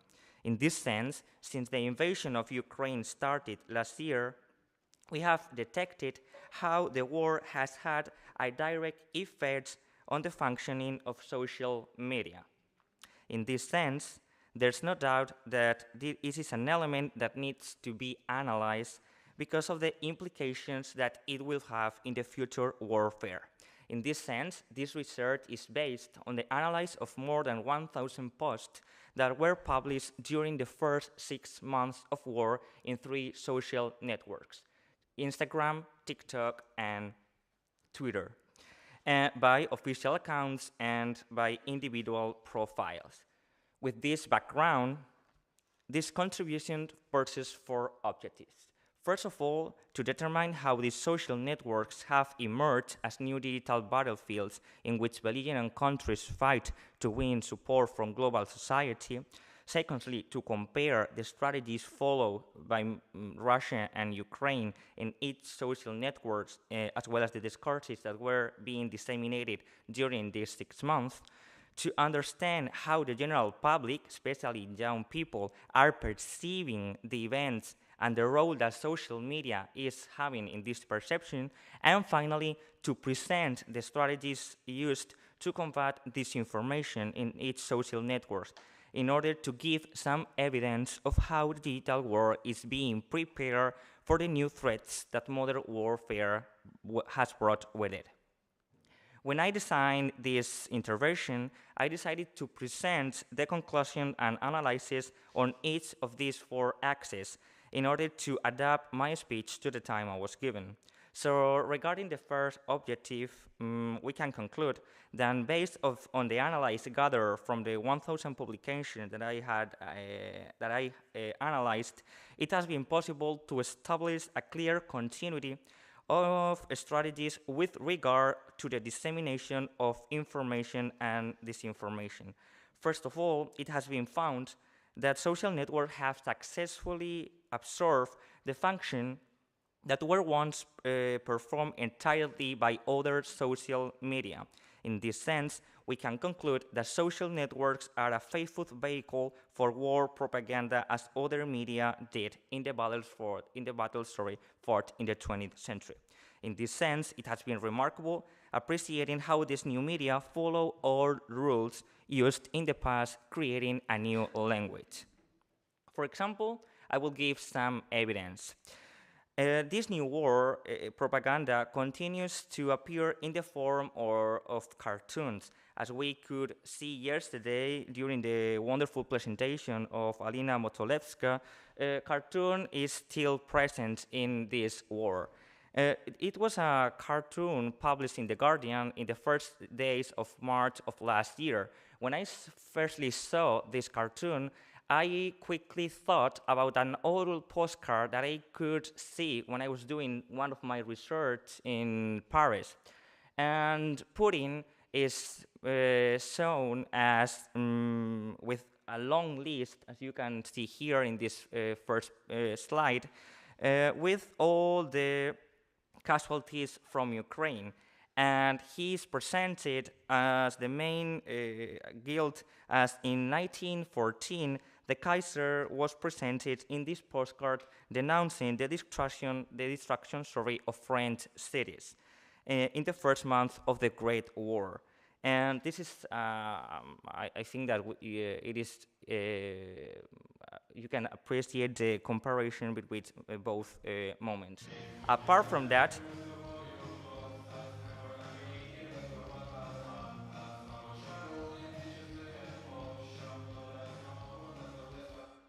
another old strategy that I have identified in the new war is a tendency to show the weaponry use. On this occasion, the continuity is easily visible between these 2 examples. On the left side, we can see Georges Patton with a Renault tank in France in July 1918, and on the right side, a TikTok video uploaded by probably the most famous Ukrainian soldier to TikTok, so with a missile launcher behind him. And finally, one of the other traditional demands of propaganda is to show the development of hostilities on the front line, naturally, sensibly modified, and not as it happens in reality. The objects, as you can appreciate, change over time, but the message still remains independently the media used. So after confirming how the images distributed are roots in the main strategy lines used in the conflicts fought over the last century, we will now look at the specific elements on which each side has based its own discourse. So in the next part of my intervention, I will try to show you some of the main strategies used in order to present to the global society. In Ukraine, for example, one of the most powerful campaigns that happened during the first month of the war was the aim to gain the international support. So we can see here a tweet published by the official government, Ukrainian government, and as you can see, it was seen by more than 23,000 people. So we can appreciate the dimension of this new media. Apart from that, we can see how runes still one of the most powerful messages to be distributed. Here, with a specific, as we will see in the third part of my intervention, with a specific codes, adding music instead of the original sounds. Apart from that, in Ukraine, we saw this the same picture yesterday, and I was so happy to see it yesterday too, because it confirmed something that I could prove last year, is that it will probably become one of the images that will remain in the future when this terrible war will end and we will look back. I will be sure that it will be some of the images that will remain in the popular culture in Europe and the rest of the world. And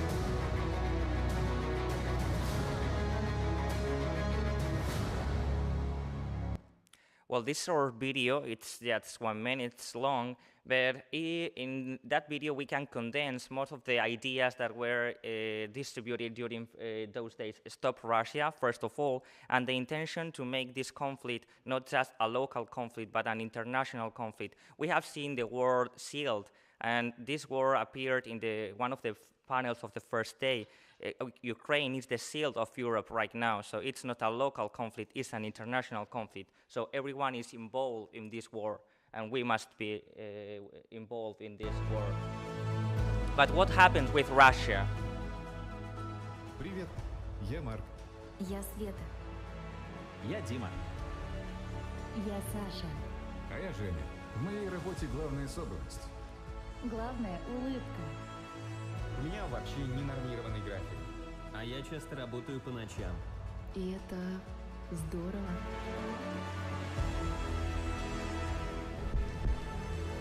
Ну что, поехали. Россия. Это я.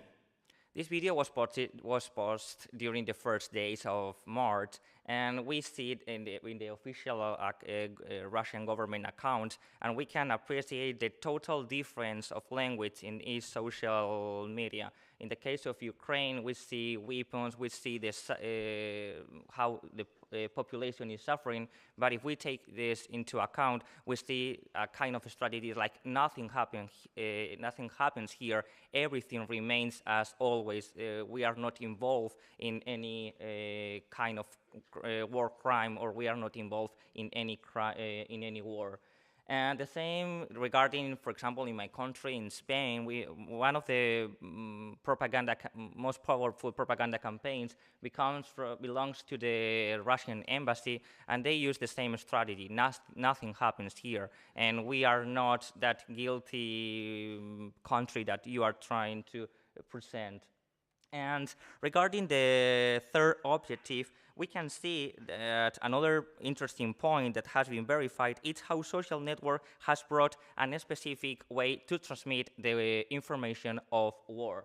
For example, they create a new sound sphere. As in the 20th century, for example, with new reels, the intention during the Cold War, for example, the intention was to transport people to the exact place where the battles were taking place. Here we see the same images, but with different sound, with different songs, for example, famous songs, and with not the original sound. So we are appreciating how the perception of war is being modified due to their distribution through social media. For example, here we can see a short video of Ukrainian soldiers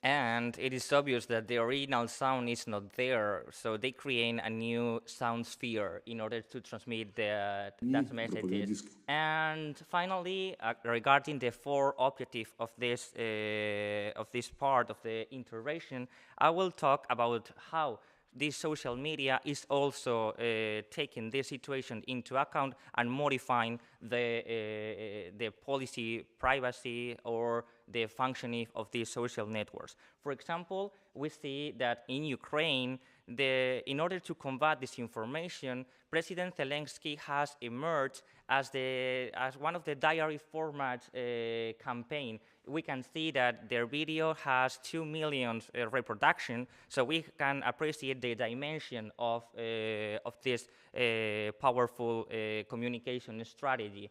Apart from that, we can see that some of these social networks have sensitive content, so we cannot access directly to that information, but we need to make sure that we want to see it. And finally, to conclude, we can see, for example, in the case of TikTok, how they have officially take different measures to combat this situation, and an update appeared in April of last month, and they say, I will try to summarize this in 2 seconds, they say that they will combat firmly the distribution of disinformation and fake news. So to conclude, we can appreciate that the relation between war and social media is bidirectional, because we see how war is being modified, the transmission of war is being modified by social networks, and we have also seen how social media is also being modified because of war. So thank you for your attention, and I will be attending your questions. Thank you so much.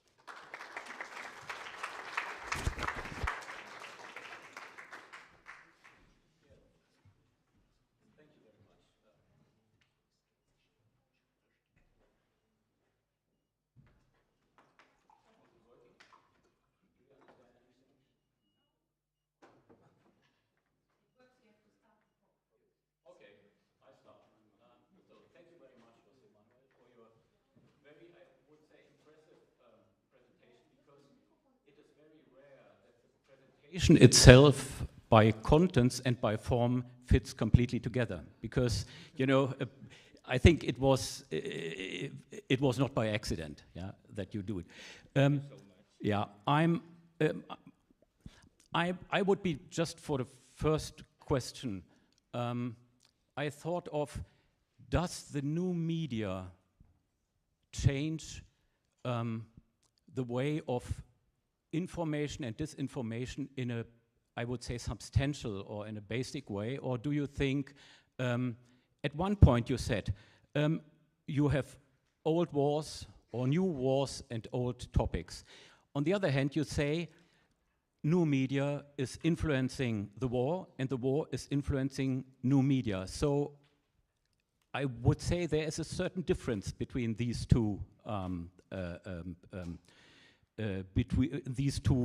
ideas and thesis. So what would be your answer? Well, thank you. I don't know if it's working. Yeah, you have to start. Just start, and at some point it works. Okay. Oh yeah, I have here a new one. Thank you so much. No. Hi. Okay. Yeah, now.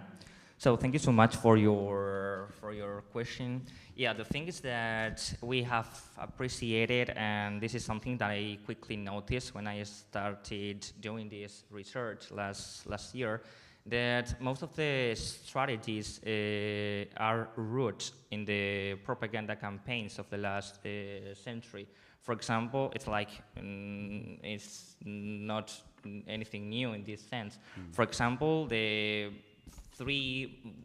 most of the three most powerful strategies are regarding the events of the world. For example, first of all, the dimension of the devastation. This is something that was, I don't know if this word is properly in English, like systematized, or, well, it was something that firstly appeared in a great scale during the First World War, especially in France and Belgium. And this is something that we have seen since the first weeks of war in the Russian invasion of Ukraine. And for example, there's also something that we have not seen in this invasion, like the first line of the battlefield. We have no access to what is happening, at least in a visible content about what it is happening in that front line. We just see the devastation of the Ukrainian cities, but we don't see what is actually happening in the front line of the war. So this is something that we can compare quickly to the wars that were fought in the last century. But apart from that, we have seen how they used these old strategies, because they follow these same strategies, but they adapted to these new circumstances or these new ways to be spread. For example, with the sounds that I wanted to show you, and this is something that I mentioned. If we see some of the most famous newsreels of the Cold War, we can see how the principal purpose of these newsreels, these video approaches to the combat in Korea, for example, or in Vietnam, we could see how the most interesting thing was transporting the American population or the Spanish population or the British population to the effects that were, to the events that were taking place there with the original sound. So it was the obsession to access directly to that part, having the sound, sonic inputs that could take place there. But here we are seeing how they add this new music, these new sounds. So this is something that is based in all the strategies, but they create this new dimension, because it's something that it is changed. We don't see the sound of the bombs. We don't hear the sound of the bombs. We hear this kind of sounds. In TikTok rules, we say like trending TikTok sounds, which are on trend during this week. So this is something that that I have appreciated regarding this new situation. So it is rooted in these old strategies, but it is adapted to the rules of the new media. Yeah, thank you. So questions from your side?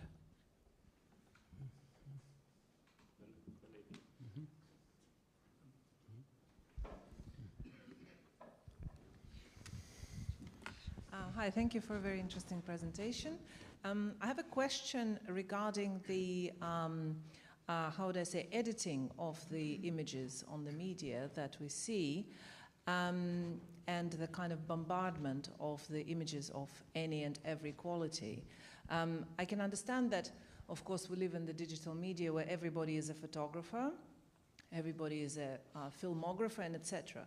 But if we think about images that stay with us, for example, from the time of Vietnam War, the images of a girl running from napalm taken by Kappa, and the whole role of the war photographers, for example, who obviously were journalists, who also were incredibly professional, and those images, they stay with us forever because of their quality. Do you think that this oversupply, if you like, of images that come unedited, I don't want to use the word professional because everybody has a voice, as we know, but not everybody is a poignant photographer. So do you think that these images will stay with us, or do they sort of provide an supply and bombard us so that we become immune because we see it so much? Well, thank you so much. This is a question that I really appreciate because it is a question that I make myself every day. And I wish I could have the answer, but I think that the problem is that everything is absolutely new. So I think we don't still have the mind or the perception to know what will happen in the future. That's true that I think that it is nothing to compare to the situation that you mentioned, because you were really right when you mentioned Kappa, for example. It's like everything thinks about Kappa when he or she thinks about the Spanish Civil War, or the press images about the Korea or Vietnam War. But I don't think so that will happen in the same way regarding this war, because everything now comes and goes really quickly. So that's a problem. And there's something I remember being with experts about digital heritage, and they mentioned that we will probably have a big problem with all these things which are digital, because we don't know how they are held. We don't know where they go apart from the time it's on trend. So I think it's a problem, and yeah, as I mentioned before, this is something that I think about it every day.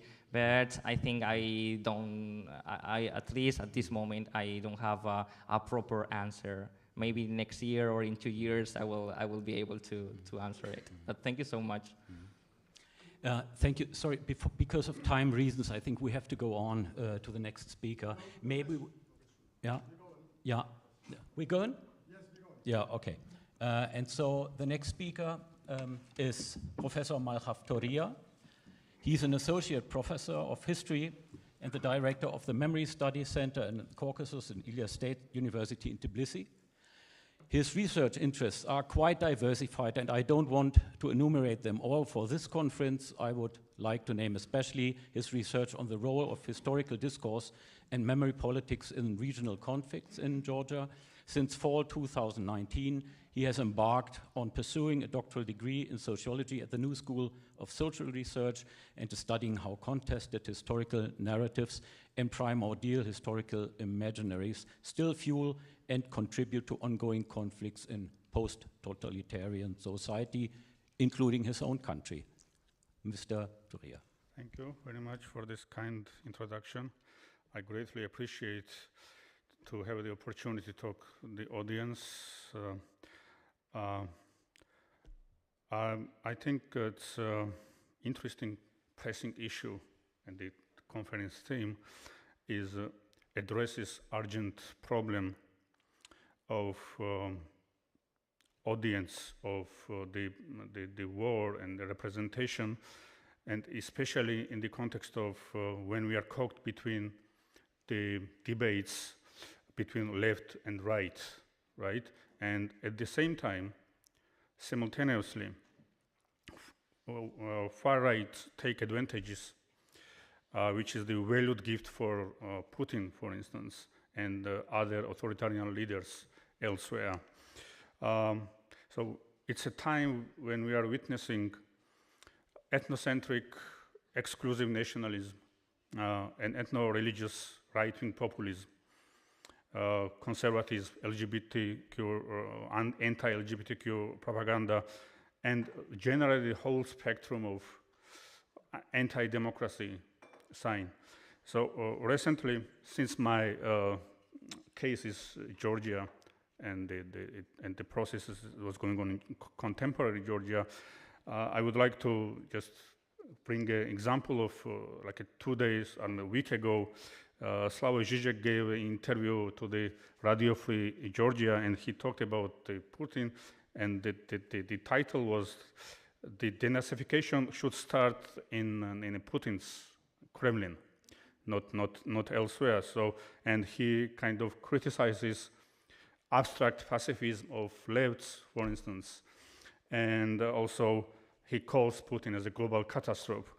So now, to turn to the Georgian case, what I can say, so not giving to Georgia, for instance, the whole candidacy like Ukrainians got or Moldova the last time, it caused a sort of frustration within Georgian society, which were kind of or are dedicated to this Euro-Atlantic aspiration, and the whole troubles, what happened in Georgia, like beginning from 90s of 20th century, were connected to this geopolitical repositioning and attempt to detach from former imperial core.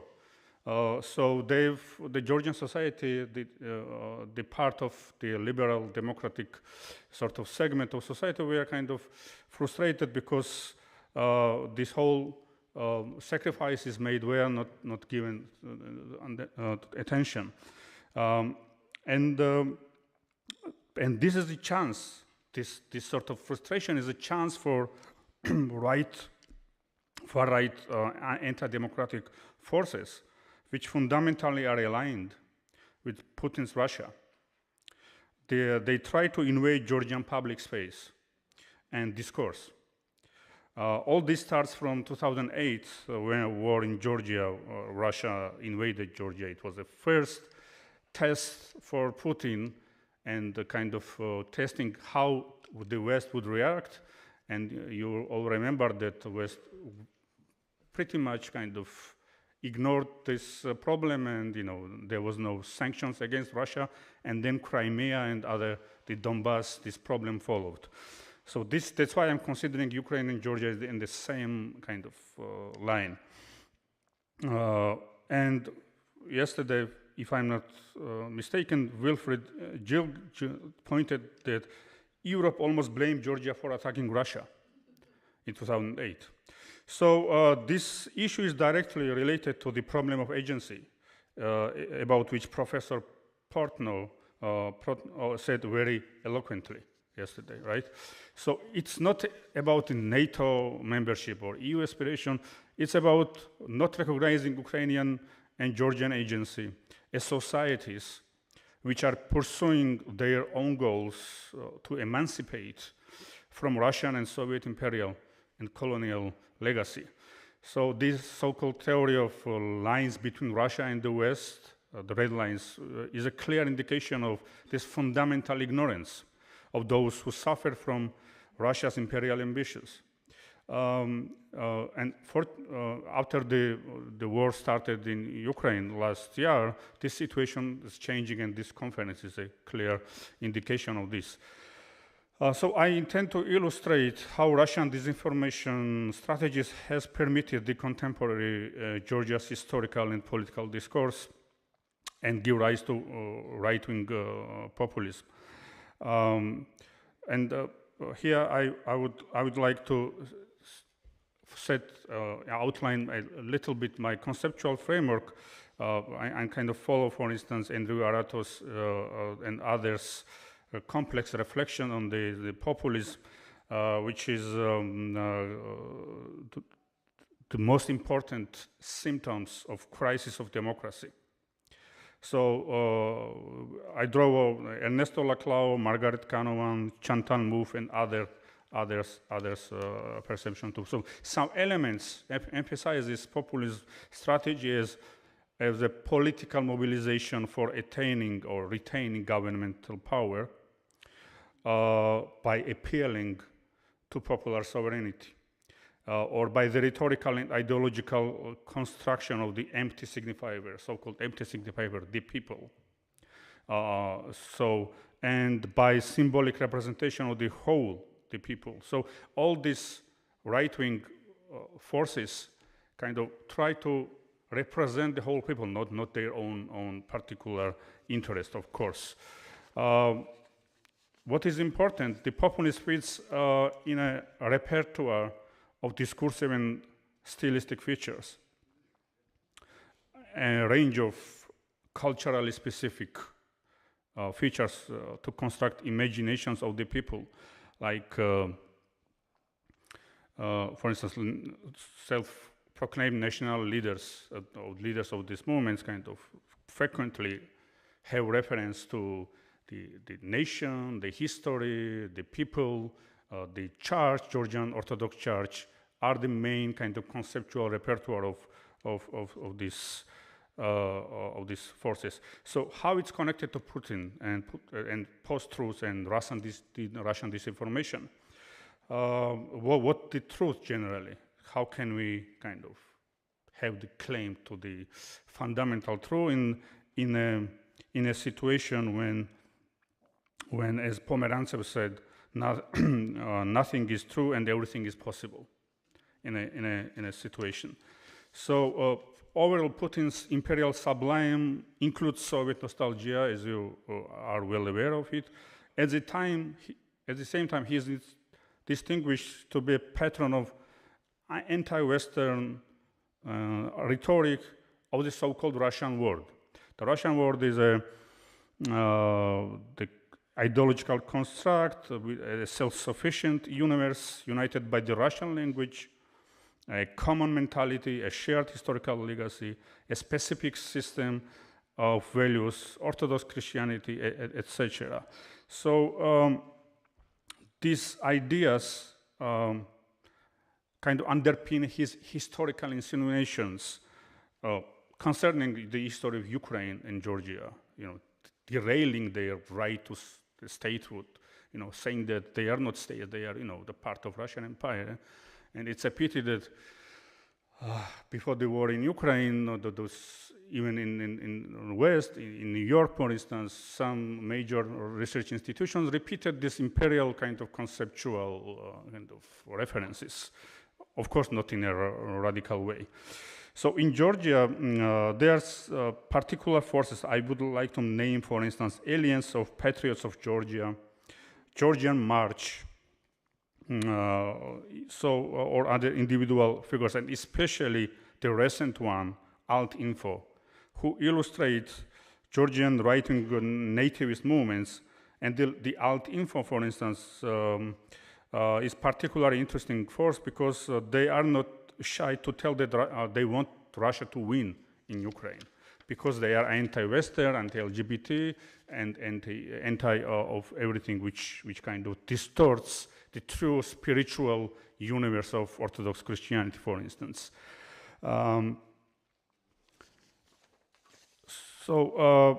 War in Ukraine is a new challenge for democratic climate in Georgia.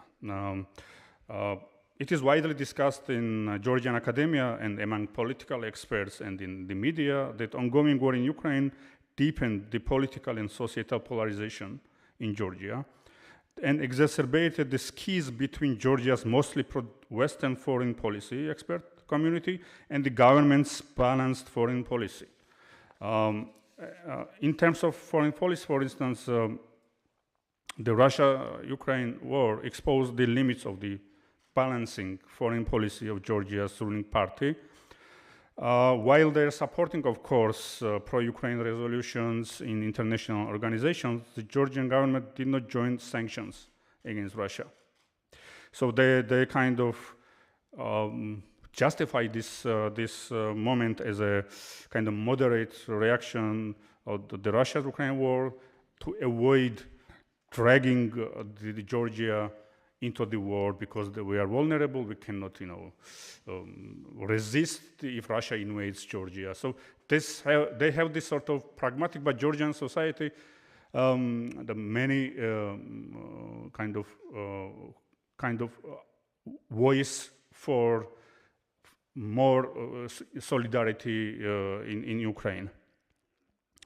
So a right-wing anti-Western group has dramatically expanded its presence in Georgia just as Russia's invasion in Ukraine happened.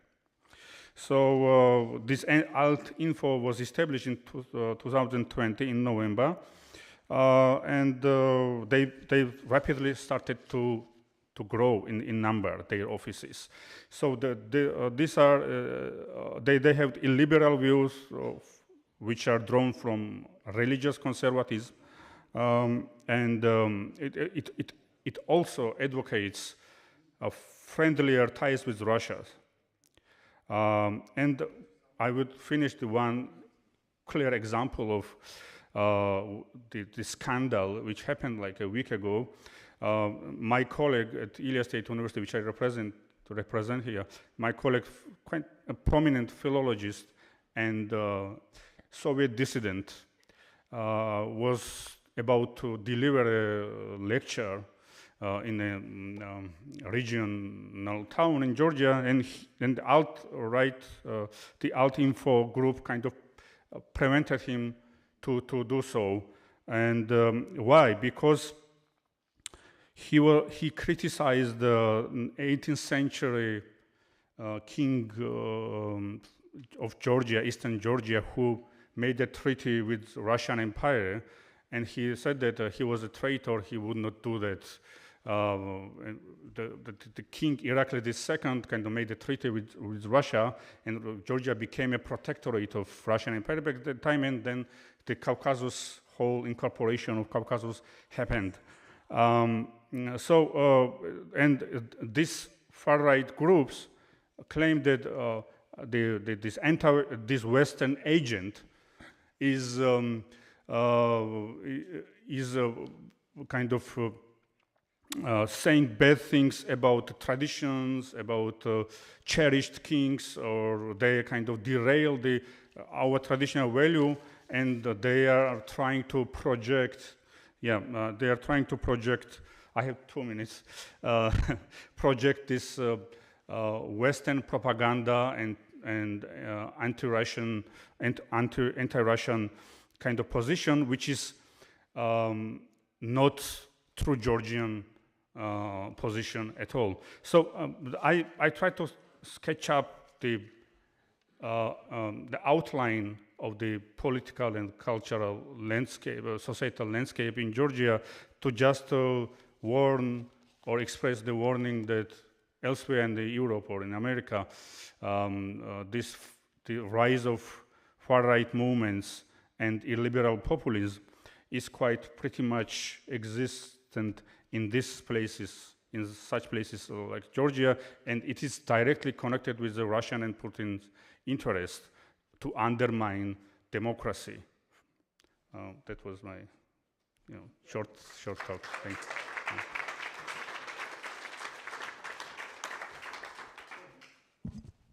Thank you very much, Marcus. I think you had quite a very difficult task because, to be honest, I mean, my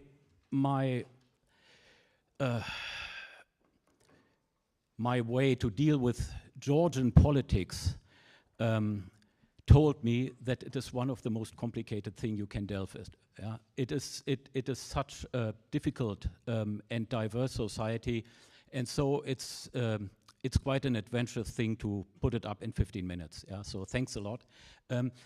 I would like to follow immediately with the next presentation because we are a bit running out of time and we have to finish punctually. So I'm question and answers would be then by the end of all the speakers.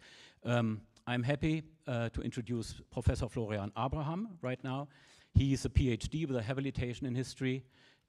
He's director of the National Institute for the Study of Totalitarianism of the Roman Academy and associate professor in political science at the Faculty of Communications at the National University of Political Science and Public Administration, Bucharest.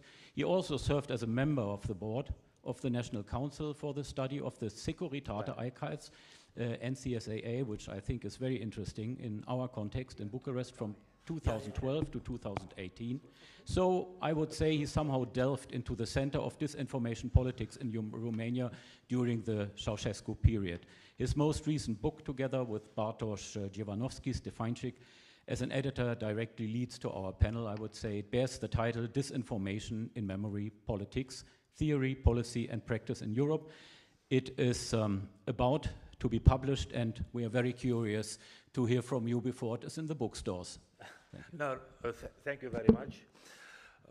I am glad to be here. Even I am the penultimate speaker, I think will be important, the question of the Romania, because we have the longest border between the EU and the Ukraine, and also we have the second largest migrants, war refugees in the soil of the Romania. So in order to understand the narrative, I think it is very important to understand the environment, the context in which narratives take place. So, in fact, Romania, like Poland, or mostly like Poland, we have we are on the big dilemma, or population, citizens are on the big dilemma. First, because Russia is considered to be traditional enemy, and it was a kind of commonplace to say, okay, Romanian soil was invaded by 12 times along the history by Russian army. So I think it was enough, and we are not so good friends with Russia. But also, on the other hand, are still vivid the question of the consequences of the Ribbentrop-Molotov Pact. And the question is, why Greater Romania has no longer available because of the Ribbentrop-Molotov Pact? And where are the parts of the Greater Romania are now on the territory of Ukraine? So this is the question that are inside of the Romanian social and historical memory. And I mentioned here, it is important that we have a very long length of border, longer from the EU member states, longer than Poland or other states, with Ukraine. And this generate itself imagery regarding the neighbor. From the political point of view, the moment of 1997 was very important because Romania pushed to go to NATO, and one of the preconditions was, okay, you will become available to join to NATO and the EU when you finish all the problem with, or possible problem with the neighbors. And at that moment was a very complicated moment from political point of view, because signing a treaty with Ukraine means to accept the consequences of the Ribbentrop-Molotov Pact, which Romanian parliament declared after 1990 that it's without any consequences. So, from the political point of view, we have Romania have a choice to remain with the unsolved problem with Ukraine, or to look into the future in order to say, okay, we respect the border, we respect what happened, assume this fact, and we are going to join to the EU under NATO. And this was a problem, and the Treaty of the Relations of Good Neighborhood of Cooperation between Romania and Ukraine, this is the official name, was signed, but was very harsh criticized at that moment, and it was after that. And the question, the hot topic, it's the issue of Romanian minority, or to not say Romanian, to say Neo-Latin, if you want, my community in Ukraine. To not say minority, to say community, if you want. And according to last Ukraine census, we have two communities, apparently different. Romanians and Moldovans. What are Moldovans? Was a creation of Stalinist times in which the people who speak Romanian, I understand without translation, Moldovans. I make a break at that here. From Chisinau, we have a very interesting dictionary, Moldovan-Romanian dictionary. I read it, and main difference it is how to spell the words. In fact, the same words are the same. The words are the same, but they create a dictionary to common understanding between Romanian and Moldovans. So, Romania, Neo-Latin community from Ukraine are the third largest group in Ukraine, and after Ukrainians and Russians.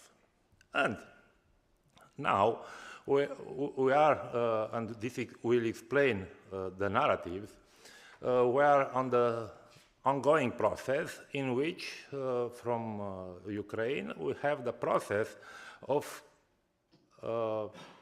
I want to be very careful with the words, but in fact, if we are not in the context of the words, we could spell as a politics of assimilation of minorities, because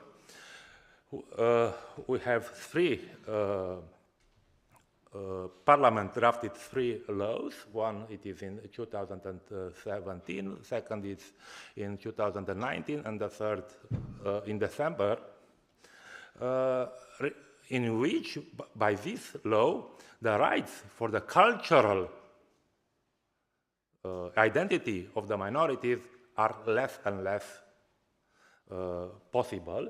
And it was a joke, but not entire jokes, that Romanian, to learn Romania, it's like to learn Chinese or Korean in Ukraine, even it's your mother tongue. So this generates a political debate in Romania, and President Saxon, President of the Romania, Klaus Iohannis, in a phone debate with President of the Ukraine, expressed his deep concern about this law. You are here, many people with a diplomatic experience, and you know what means deep concern. Okay, the next slide. Now, to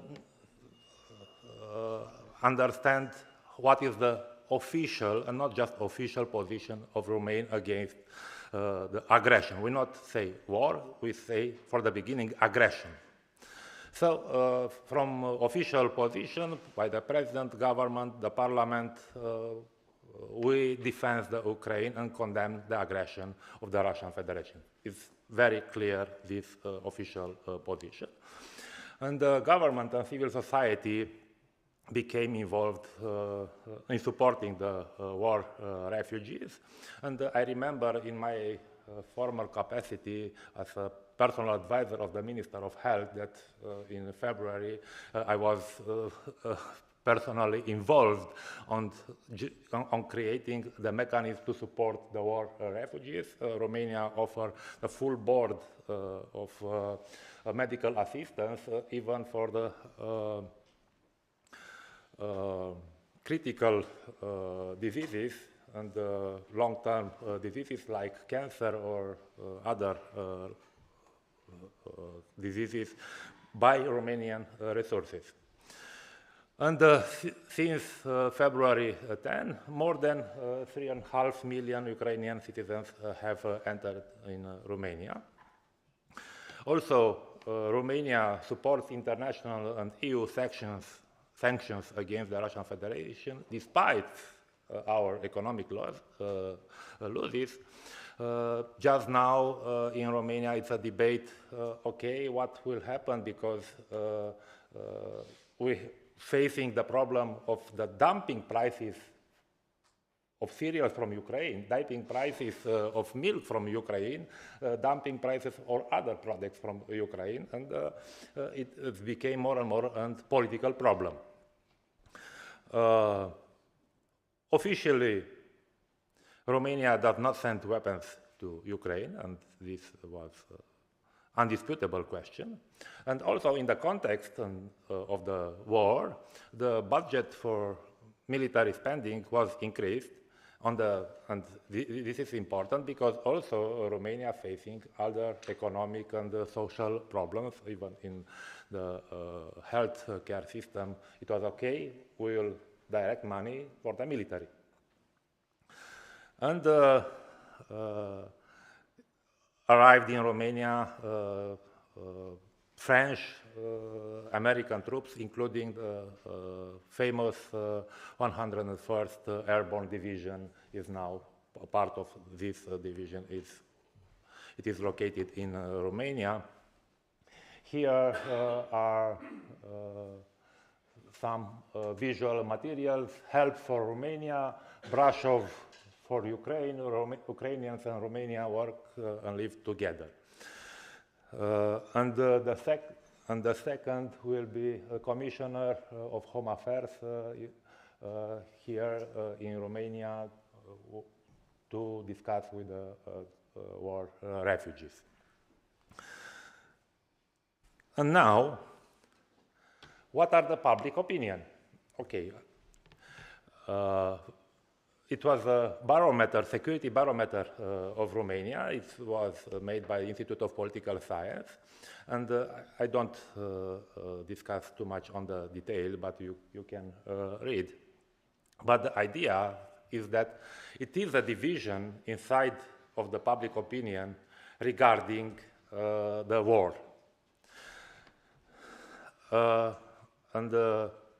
What do you think, one of the questions, what do you think about the information circulating today in our country about the war in Ukraine? And the people, they are generally correct, 45.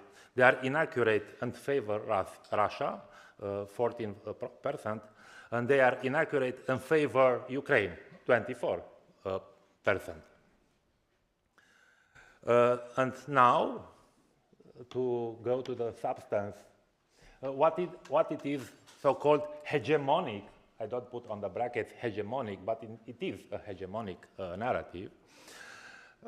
It is supported by the state political institution and the political parties, and also on the mainstream media. If you look at the main television, they almost in every day start with the war in Ukraine and deliver these kind of messages that Romania must support Ukraine because it is an aggressive state.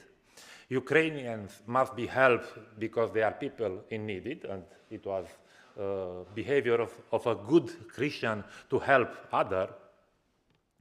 Also, from the official point of view, Romania supports Ukraine not just to our neighbor, but because it is the part of so-called the values of the Euro-Atlantic institutions. And what it is interesting, and the institutional political actors do not address the issue of differences between EU and NATO states regarding the Ukraine. What is the position of Hungary? What is the position of Germany? Is not debated in Romania. The mass media neutrally retells, offer day-by-day information about this, but not ask for the comments from political actors. Romania wants to end of the conflict and, of course, preserving the territorial integrity of Ukraine. Romania is not in conflict with Russia, and officially, as I mentioned, we don't deliver weapons. The topic of arming Ukraine is present in the media, but just in relation with others. Germans, Americans, French people, and the others. And now, teams of pro-Russian propaganda, the goals of Russian propaganda is to delegitimize the government and increase divisions in Romanian society. We could frame two kind of topics, international themes and local topics. International themes, Russia is stronger than NATO, so it cannot lose the war. The democratic regime, the European Union are decadent. The special operation is a consequence of the aggression of the West, of the failure to comply with the commitments made at the end of the Cold War. The application of international or EU sanctions hit the ordinary people, not the financial oligarchy or bureaucracy. And local topics, Romanians do not take into account the oppressions of Romanians in Ukraine. Romania should regain the territories lost through Ribbentrop-Molotov Pact. Romania is a colony of the West. Energy prices and inflation are higher because the West supports Ukraine, and the special operation is not ending quickly. And now regarding the actors and media tools, to respect the title of my speech, starting from April last year, Russia Today and Sputnik were banned on the, I hope, on the entire EU, but I know for sure that it is in Romania. Also, Sputnik, 2 minutes. Sputnik Facebook and Telegram channels were shut down. Pro-Russian propaganda is carried through the channels. We have just images, news from Romania, Romania and Russia friendship, but with a very weak audience. Very weak audience. And the conclusions, in fact, Romania behaves like a state in an unofficial war, if we are looking on the component of the communication. The media supports the government position, don't criticize too much. But in the society, the opinions are much more nuanced than the official ones. The pro-Russian propaganda did not find in the society a fertile ground of its messages because of the historical memory, as I explained. Public opinion is divided between sympathy of the victims of the war and the issue of the respecting the cultural identity of Romanians in Ukraine. The message of supporting Ukraine without involvement in arms transfer is supported by the government and mainstream media. The central theme of hegemonic narrative is resistance against an aggressor state. And the pro-Russian narrative circulates mainly online, being supported by anti-vaccinists. And it is a very close connection between anti-vaccinists and pro-Russians. Thank you very much. I hope it's not too long.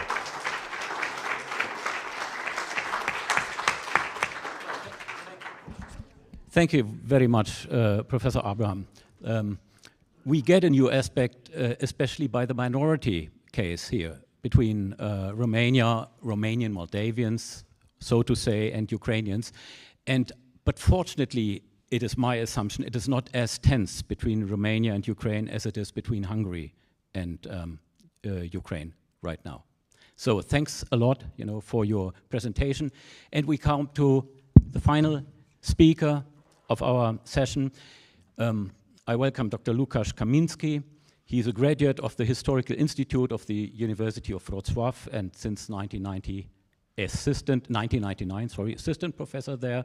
From 2011 to 16, he was president of the Institute of National I slipped the slide. President of the Institute of National Remembrance and is at present director of the Ossoliński National Institute in Warsaw. His research interests encompass the issues of opposition and social resistance to the communist regime, mainly in 1944 to 89. From his vast number of publications, I just want to name his contribution to the pioneering collective monograph of the communist apparatus of the repression in the countries of the Soviet bloc, which was published in English under the title A Handbook of the Communist Security Apparatus in Eastern Central Europe, and it was translated into German as well, Handbuch der kommunistischen Geheimdienste in Osteuropa. So you delved, as your colleague from Romania, into the archives and sources of disinformation. We are very pleased to have you. Thank you very much for this introduction and for inviting me and giving me not an easy task to be a final presenter during such a tense conference. And during those last 3 days, we have discussed a lot of issues connected with the problems of weaponization of history, historical manipulation, historical disinformation. And the question appears, if we could do something with this situation, what is a role of historian? Of course, I am fully aware not all of us are historians. Nobody is perfect, but feel free to feel like one. And I would like to start with a few quite obvious questions, but answers. But to do it, it would be better if I could have my presentation, please.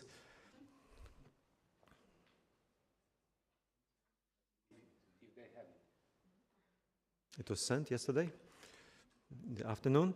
So I hope I remember everything from this presentation. So not to waste time, I would like to start with a few quite obvious answers. So what we can do is to share our knowledge. First of all, our knowledge about the past, because if we are speaking about the sometimes neglected, or maybe better is better to say not seen disinformation in the field in history. I mean not seen from the political milieu. Sharing the knowledge about the most disputed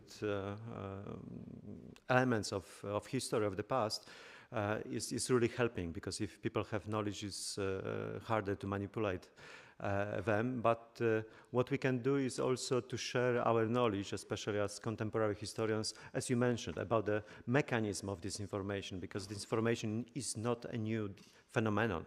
It reappeared after more or less 2 decades of not being so important thing. But in the past, it played a crucial role, for example, during the Cold War. And we have quite a good knowledge about the mechanism of Soviet disinformation. And the same mechanism are used now, of course, with other tools behind them. But we have this knowledge, and we should share it. And of course, we should be engaged in exposing or debunking the historical disinformation. And one may ask, okay, this is what we are doing right now. Yes, we are discussing, all of us are probably publishing about this, but the problem is that it's not about this. It's about something different. The main battlefield of the current memory wars of historical disinformation are, of course, social media. So let us look a little bit on the reality. During the last few years, with my students, I have a quite new class called Digital History or e-History. Every year we are conducting a small survey. It's not a big research, just a small survey. We are analyzing the social media accounts of more or less 50 Polish historians.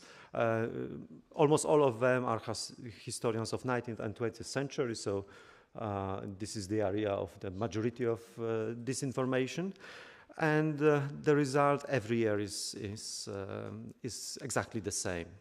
So social media accounts are used by historians to promote own research, own publications, etc., own presence in the media, etc. Secondly, to promote others' activities, colleagues, institutions, etc.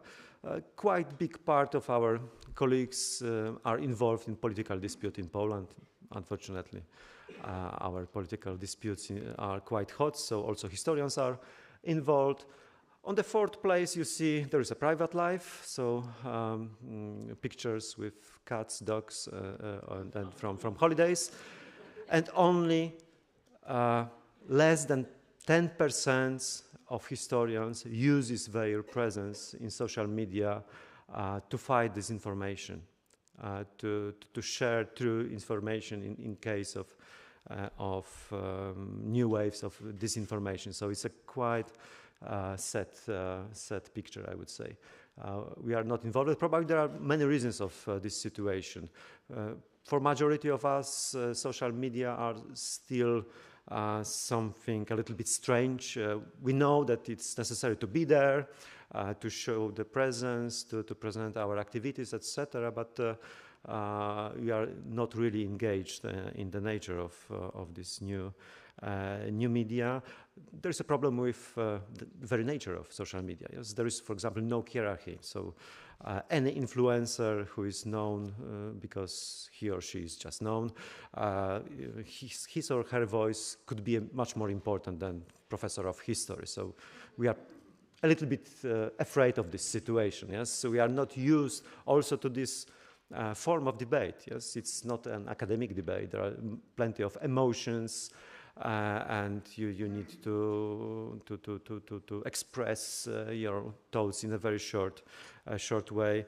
So this is probably another reason. But I would like not stop here with this not very optimistic observation. And I think there is one more answer to the question: what is the role of historians? We can share our skills. Especially I'm talking about the source criticism, which is quite useful in the fight with disinformation. And it's not a just statement. It's supported by really hard evidence-based science. A few years ago, an experiment was conducted by the Stanford History Education Group, and they compared skills in dealing with disinformation in social media and generally in internet of three groups. Professional fact-checkers, of course, they were the best in everything. There were a few exercises. There is a result of one of them. Professional historians, but 40 plus, so not so young, and students of Stanford University.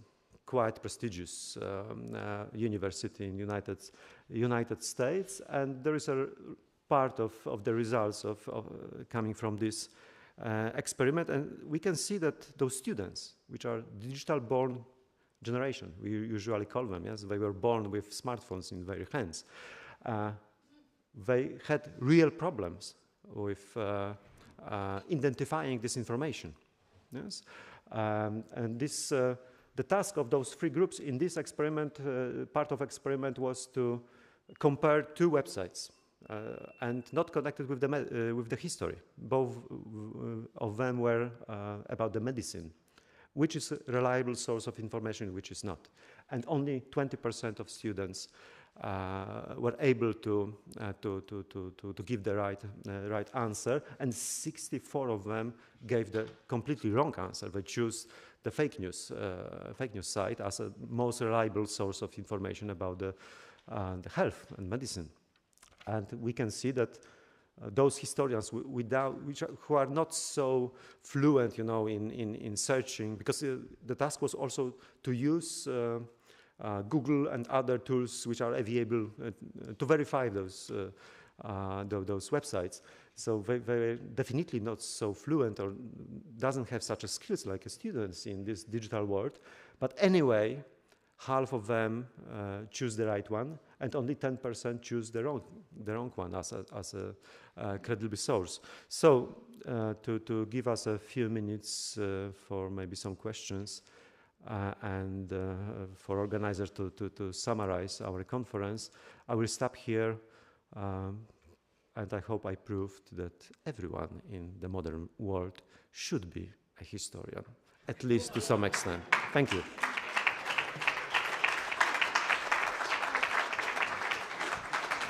Thank you, Łukasz Kamiński, very much. I'm an historian, and of course, your speech made me a bit sentimental because I'm old-fashioned thinking that I would say historians are by profession bound to the truth, which is the opposite of what we are discussing right now. So, please, your questions. We have roughly 12 minutes. Is there any mic?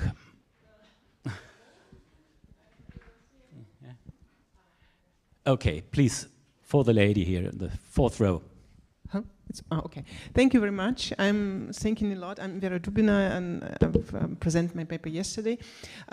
I'm thinking a lot about the role of historian in all these events and in media too. And for in 2011, I just organized a public history program in Moscow exactly for this same purpose. And I have some kind of question and comment too, yeah, because if I'm thinking a lot about how we can combat in this disinformation what you propose. So if you want to put something about disinformation in the media, you promote this disinformation volus nollis too, yeah, because you need to put these sources, and probably for the media it's more important how many times you put this disinformation, and much more than that you're combating it in your special issue. So that's the problem, because of a lot of historians not try to do it in social media, or probably only in closed groups.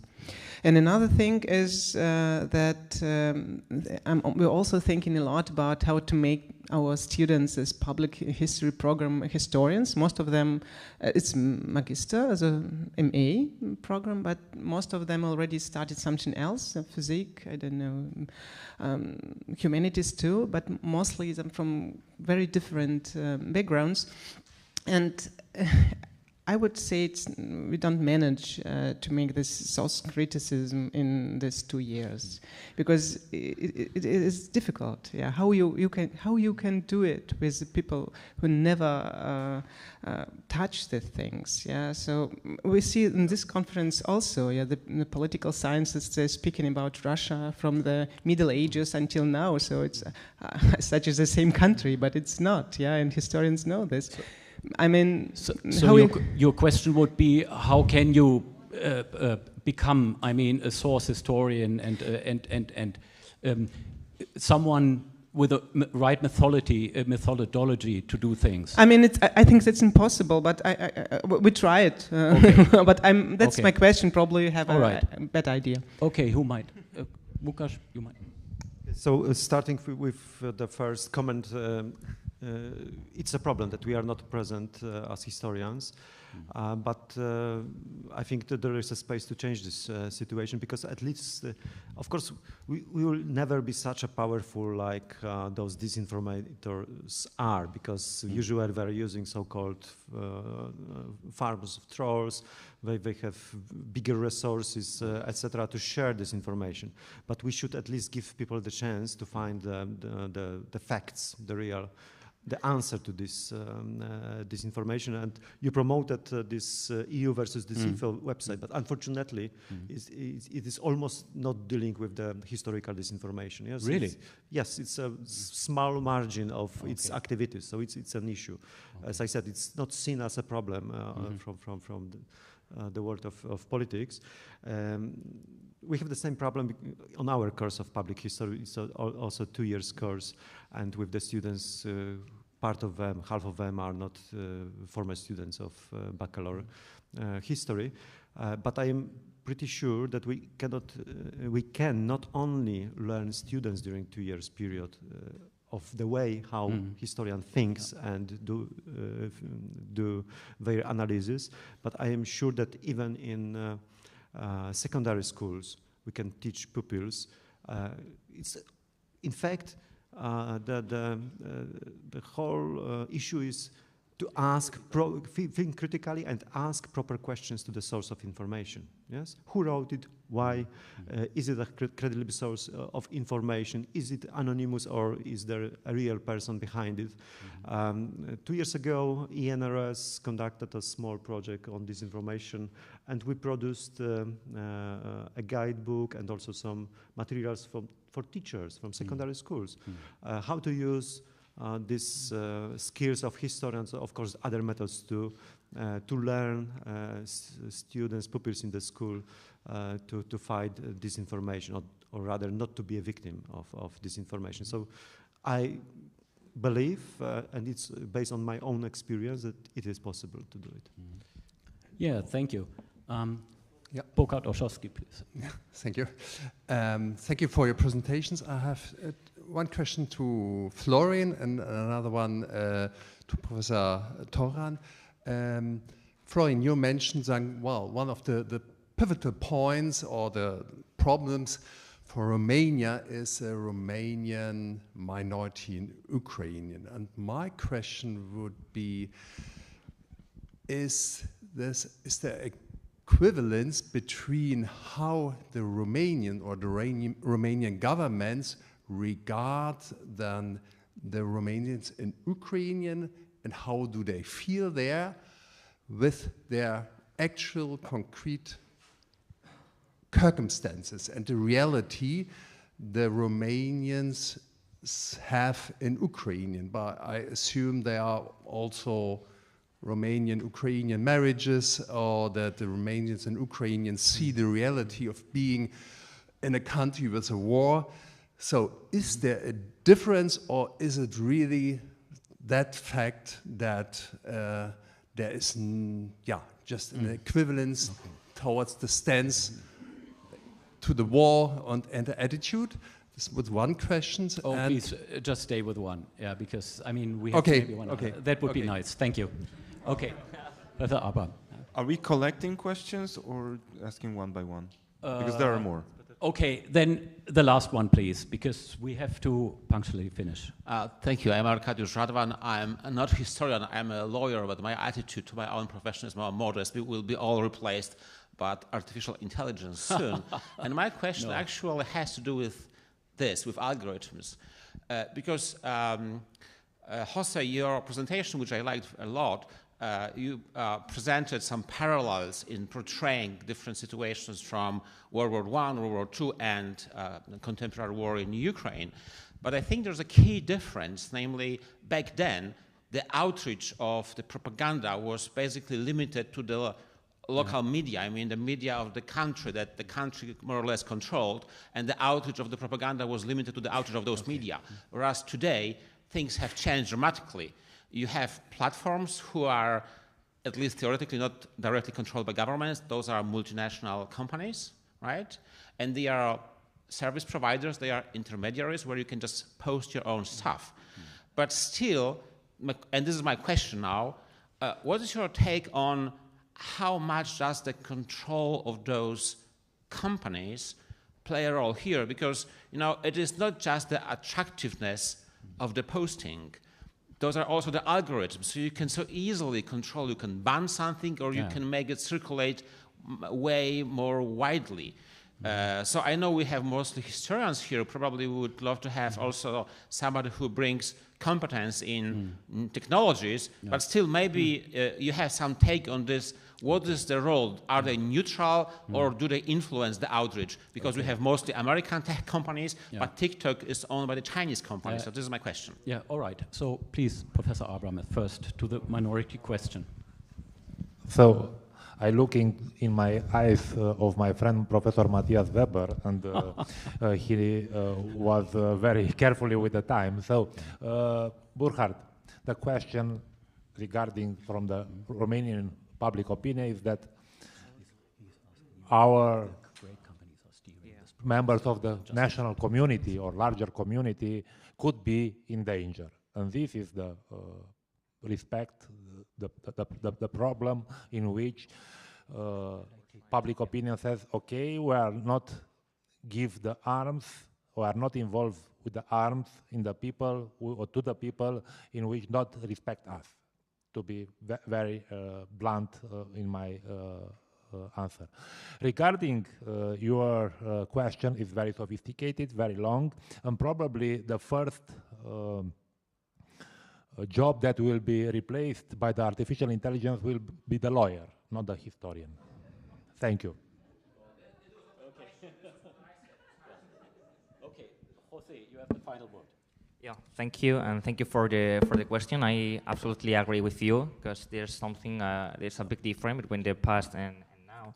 But the thing is that we thought that censorship would have ended, and this is something that would spread. But we have noticed that censorship is still there, but in another way as it was in the past.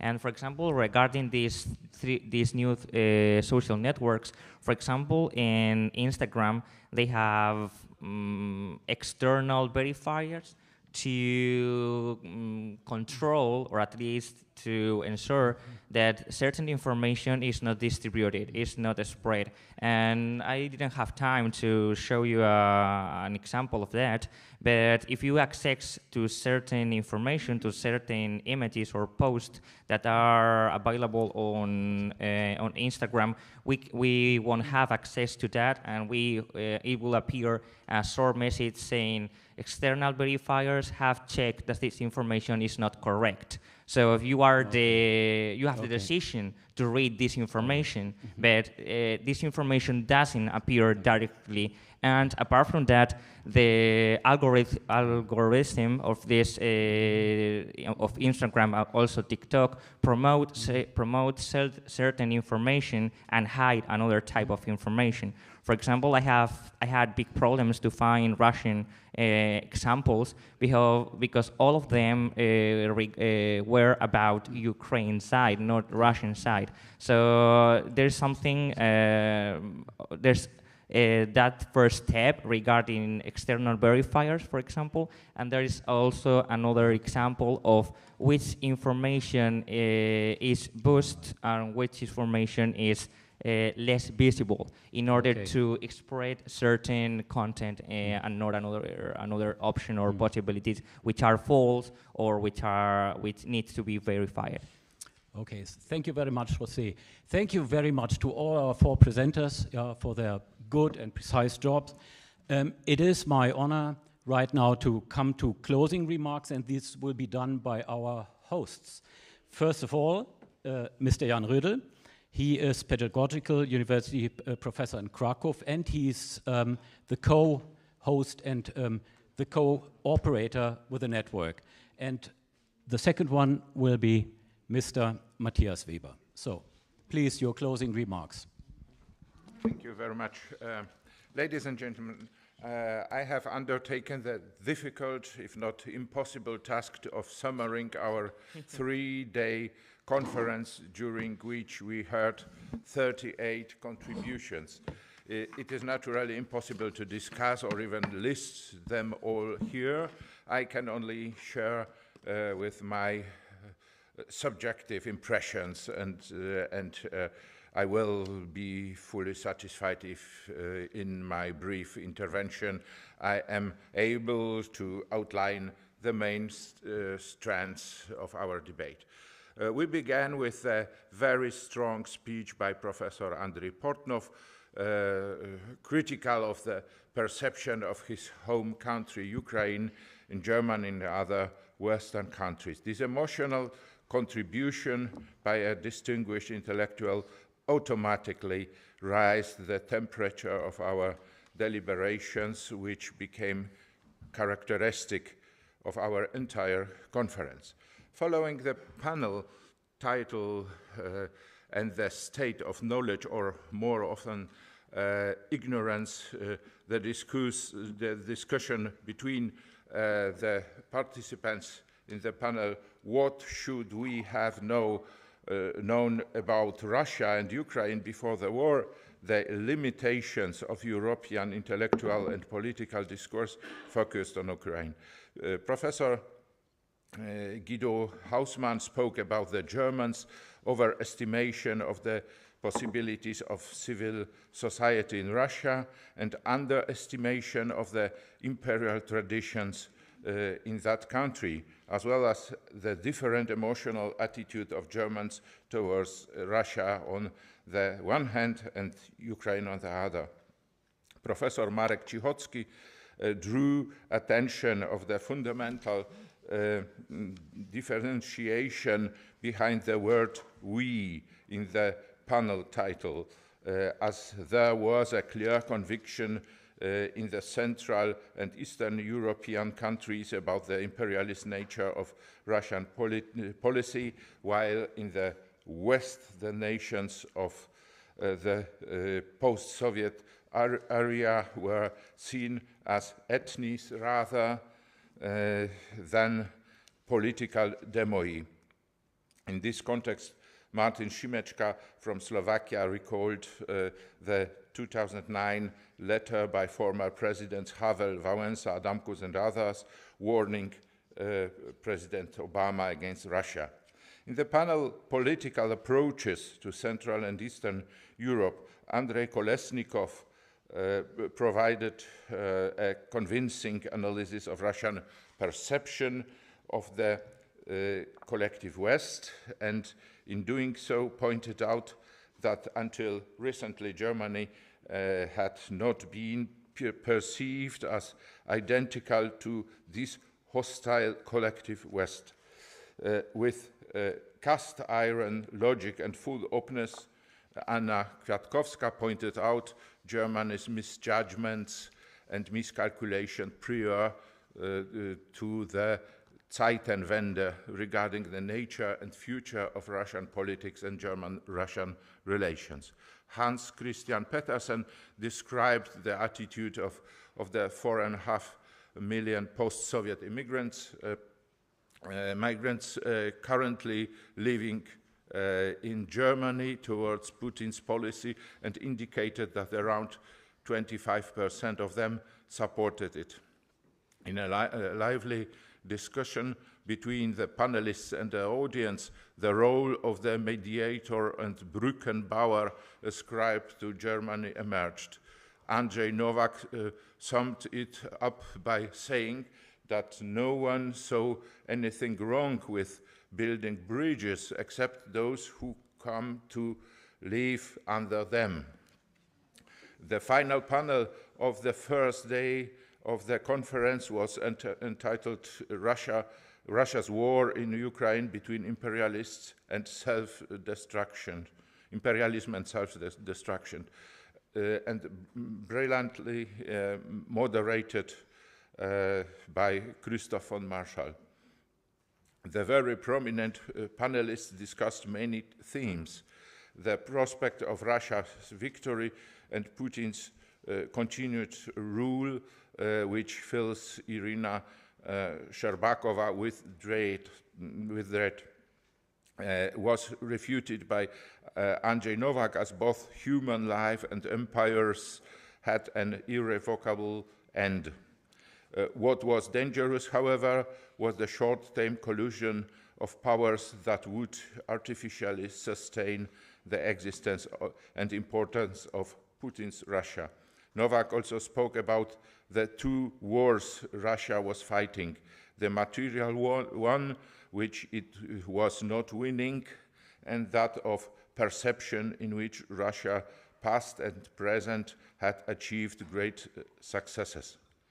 Antoine Arżakowski and Marie-Louise Beck spoke about the overwhelming support of the people in France and Germany for Ukraine, and the failure of the governments of both countries to decide to deliver such broad support. In this context, Marie-Louise Beck mentioned the refutation of the political axiom, no more war. Irina Sherbakova drew attention to the disastrous consequences of Russia's failure to settle accounts with its Soviet past. Since 1994, it had caused Russia to turn into a zombie, which today threatened the world and which had to be annihilated. Part of this all means passionate debate was also argument about the nature and extent of the rootedness of Russian imperialism. In the panel discussion, European perceptual patterns and stereotypes of Russia and Ukraine, which opened the second day of conference, Maria Domańska spoke about misconceptions present in the West about the power and efficiency of Russian state, especially the Russian army, as well as the erroneous stereotype of the Chekist mafia ruling the Kremlin, the alleged weakness of Western democracies and Ukraine as an unready state. In the course of a lively discussion, she also mentioned the harmfulness of the Russia First principle and the obsession of caring about Russia's stability. Wilfried Ilge described the miscalculations of the West, assuming that Russia was basically only interested in Donbass and Luhansk for economic reasons, and not that it had a purely imperial intentions to control the whole of Ukraine. Alessandro Vitale characterized the modest state of knowledge of Italians about Russia and Ukraine and their consequent vulnerability to manipulation. The very lively discussion also included the subject of the wise use of the contemporary Russian political émigré milieu, as well as the need for European states to create instruments of deterrence and to prepare for the post-Putin era. The following panels were not debates by design, but based on short papers. The first was also devoted to the issue of European perceptual patterns and stereotypes of Russia and Ukraine. Burkhard Olszowski spoke about the evolution of the German Ostpolitik, while Oldřich Tuma, in a somewhat self-ironic intervention, presented the evolution of the Czechs' attitude towards Russia, leading them to their current Russophobia. Attila Pock explained the motives behind Hungary's policy toward the war and Ukraine, which was so different from that of the vast majority of Central and Eastern European countries. Juraj Marušak presented the attitude of a strongly divided Slovak society and political scene towards the war in Ukraine. He drew attention to the mental unpreparedness of a large part of the country population for the events currently unfolding.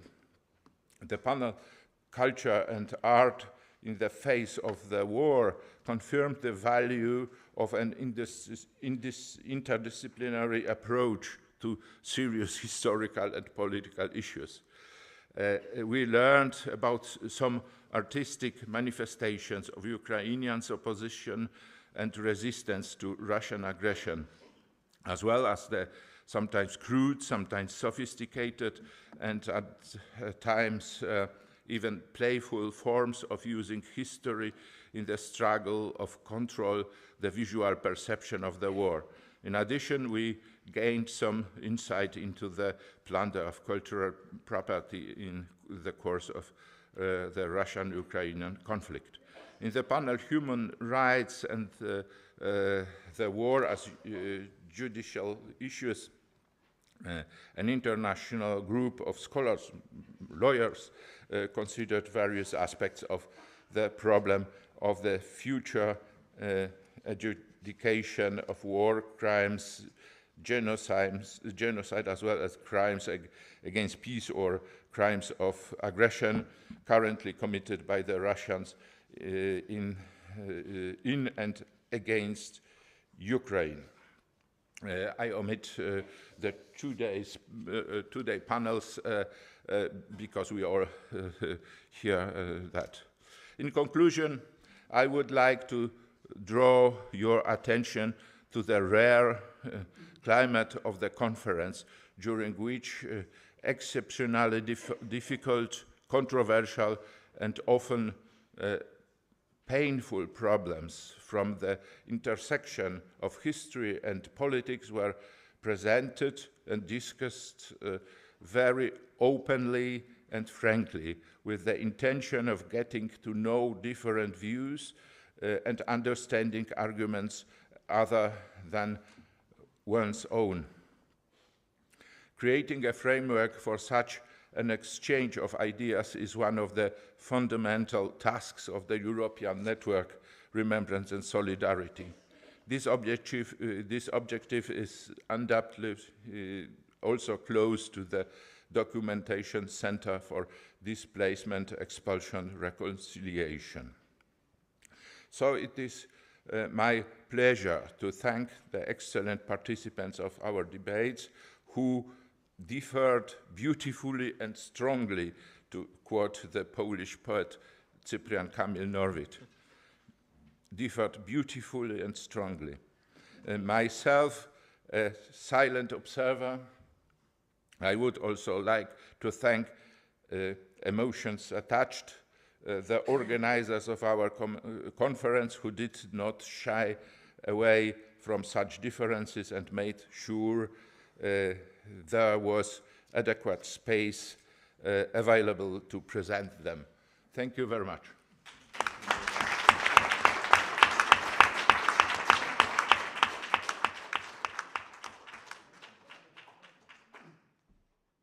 So, ladies and gentlemen, the very last sentences of this two-day conference, but it's also a need for me to say a few words of thanks and farewell.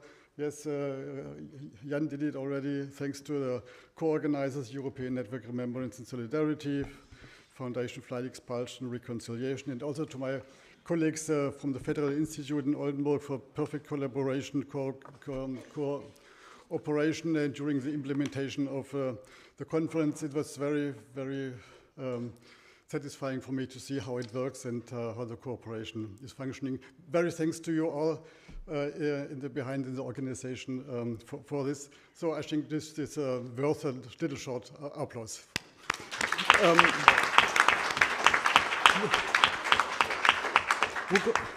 Łukasz Kaminski admonished us to share our knowledge.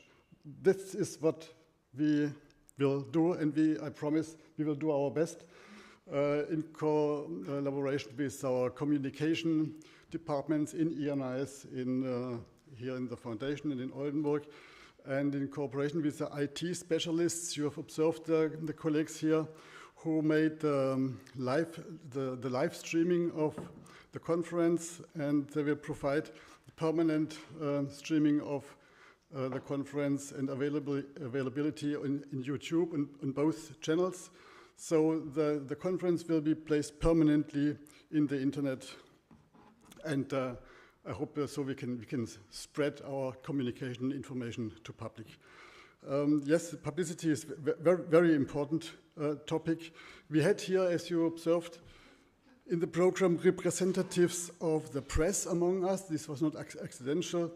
We had them here in the room as moderators, and virtually in the followers in YouTube. And we hope that they will promote our topic and spread it in future. And I can report that we have two articles in the Berliner Zeitung published today and yesterday about this conference. So it's reported to a big public here in Berlin, and it especially emphasizes the internationality and multi-perspectivity of this unique conference. So we are beginning to make the discussions known here in Germany, in Berlin. A conference of this kind costs a relatively large amount of money, and which is made available to us by politicians. So I have to, yeah, by the politicians of the states, maybe. So directly bribery. Special thanks. So a special thanks to the ministers of culture of Poland, Hungary, Romania, to say that's right, Slovakia and Germany, and to the European Union. They all put the European network financially in a position to organize such events. As you know, the European network is a multilateral project led by the ministers of culture, and without their support, we could not make these events like this. So thank you very much for this. This leads me to a very short look in the future, where we will continue with our engagement. The next major event of the European Network Remembrance Solidarity is the 11th European Remembrance Symposium. It will take place in Barcelona, in Spain, in May. And in October, we will be back here in Berlin with an historical event on the topic Remembrance and Solidarity in Europe, Potentials of a Common History Culture. Please find detailed information and news about this of the ENRS and our websites. You are invited to observe us, to follow us, and to join us also in future. Last but not least, a special thanks to the distinguished speakers and moderators, to all of you who gave different perspectives on Russia's war against Ukraine. It was really a great pleasure and a big honor to have you all here with us in Berlin. Thank you. Thank you to all, in the name also of Gundela Barwindam and Rafa Rogulski. I say goodbye to you here in the conference room and on the screens. Wish you a good way home. I hope to see you again soon on another occasion, and above all in times of peace in Ukraine and all over Europe. Thank you and farewell.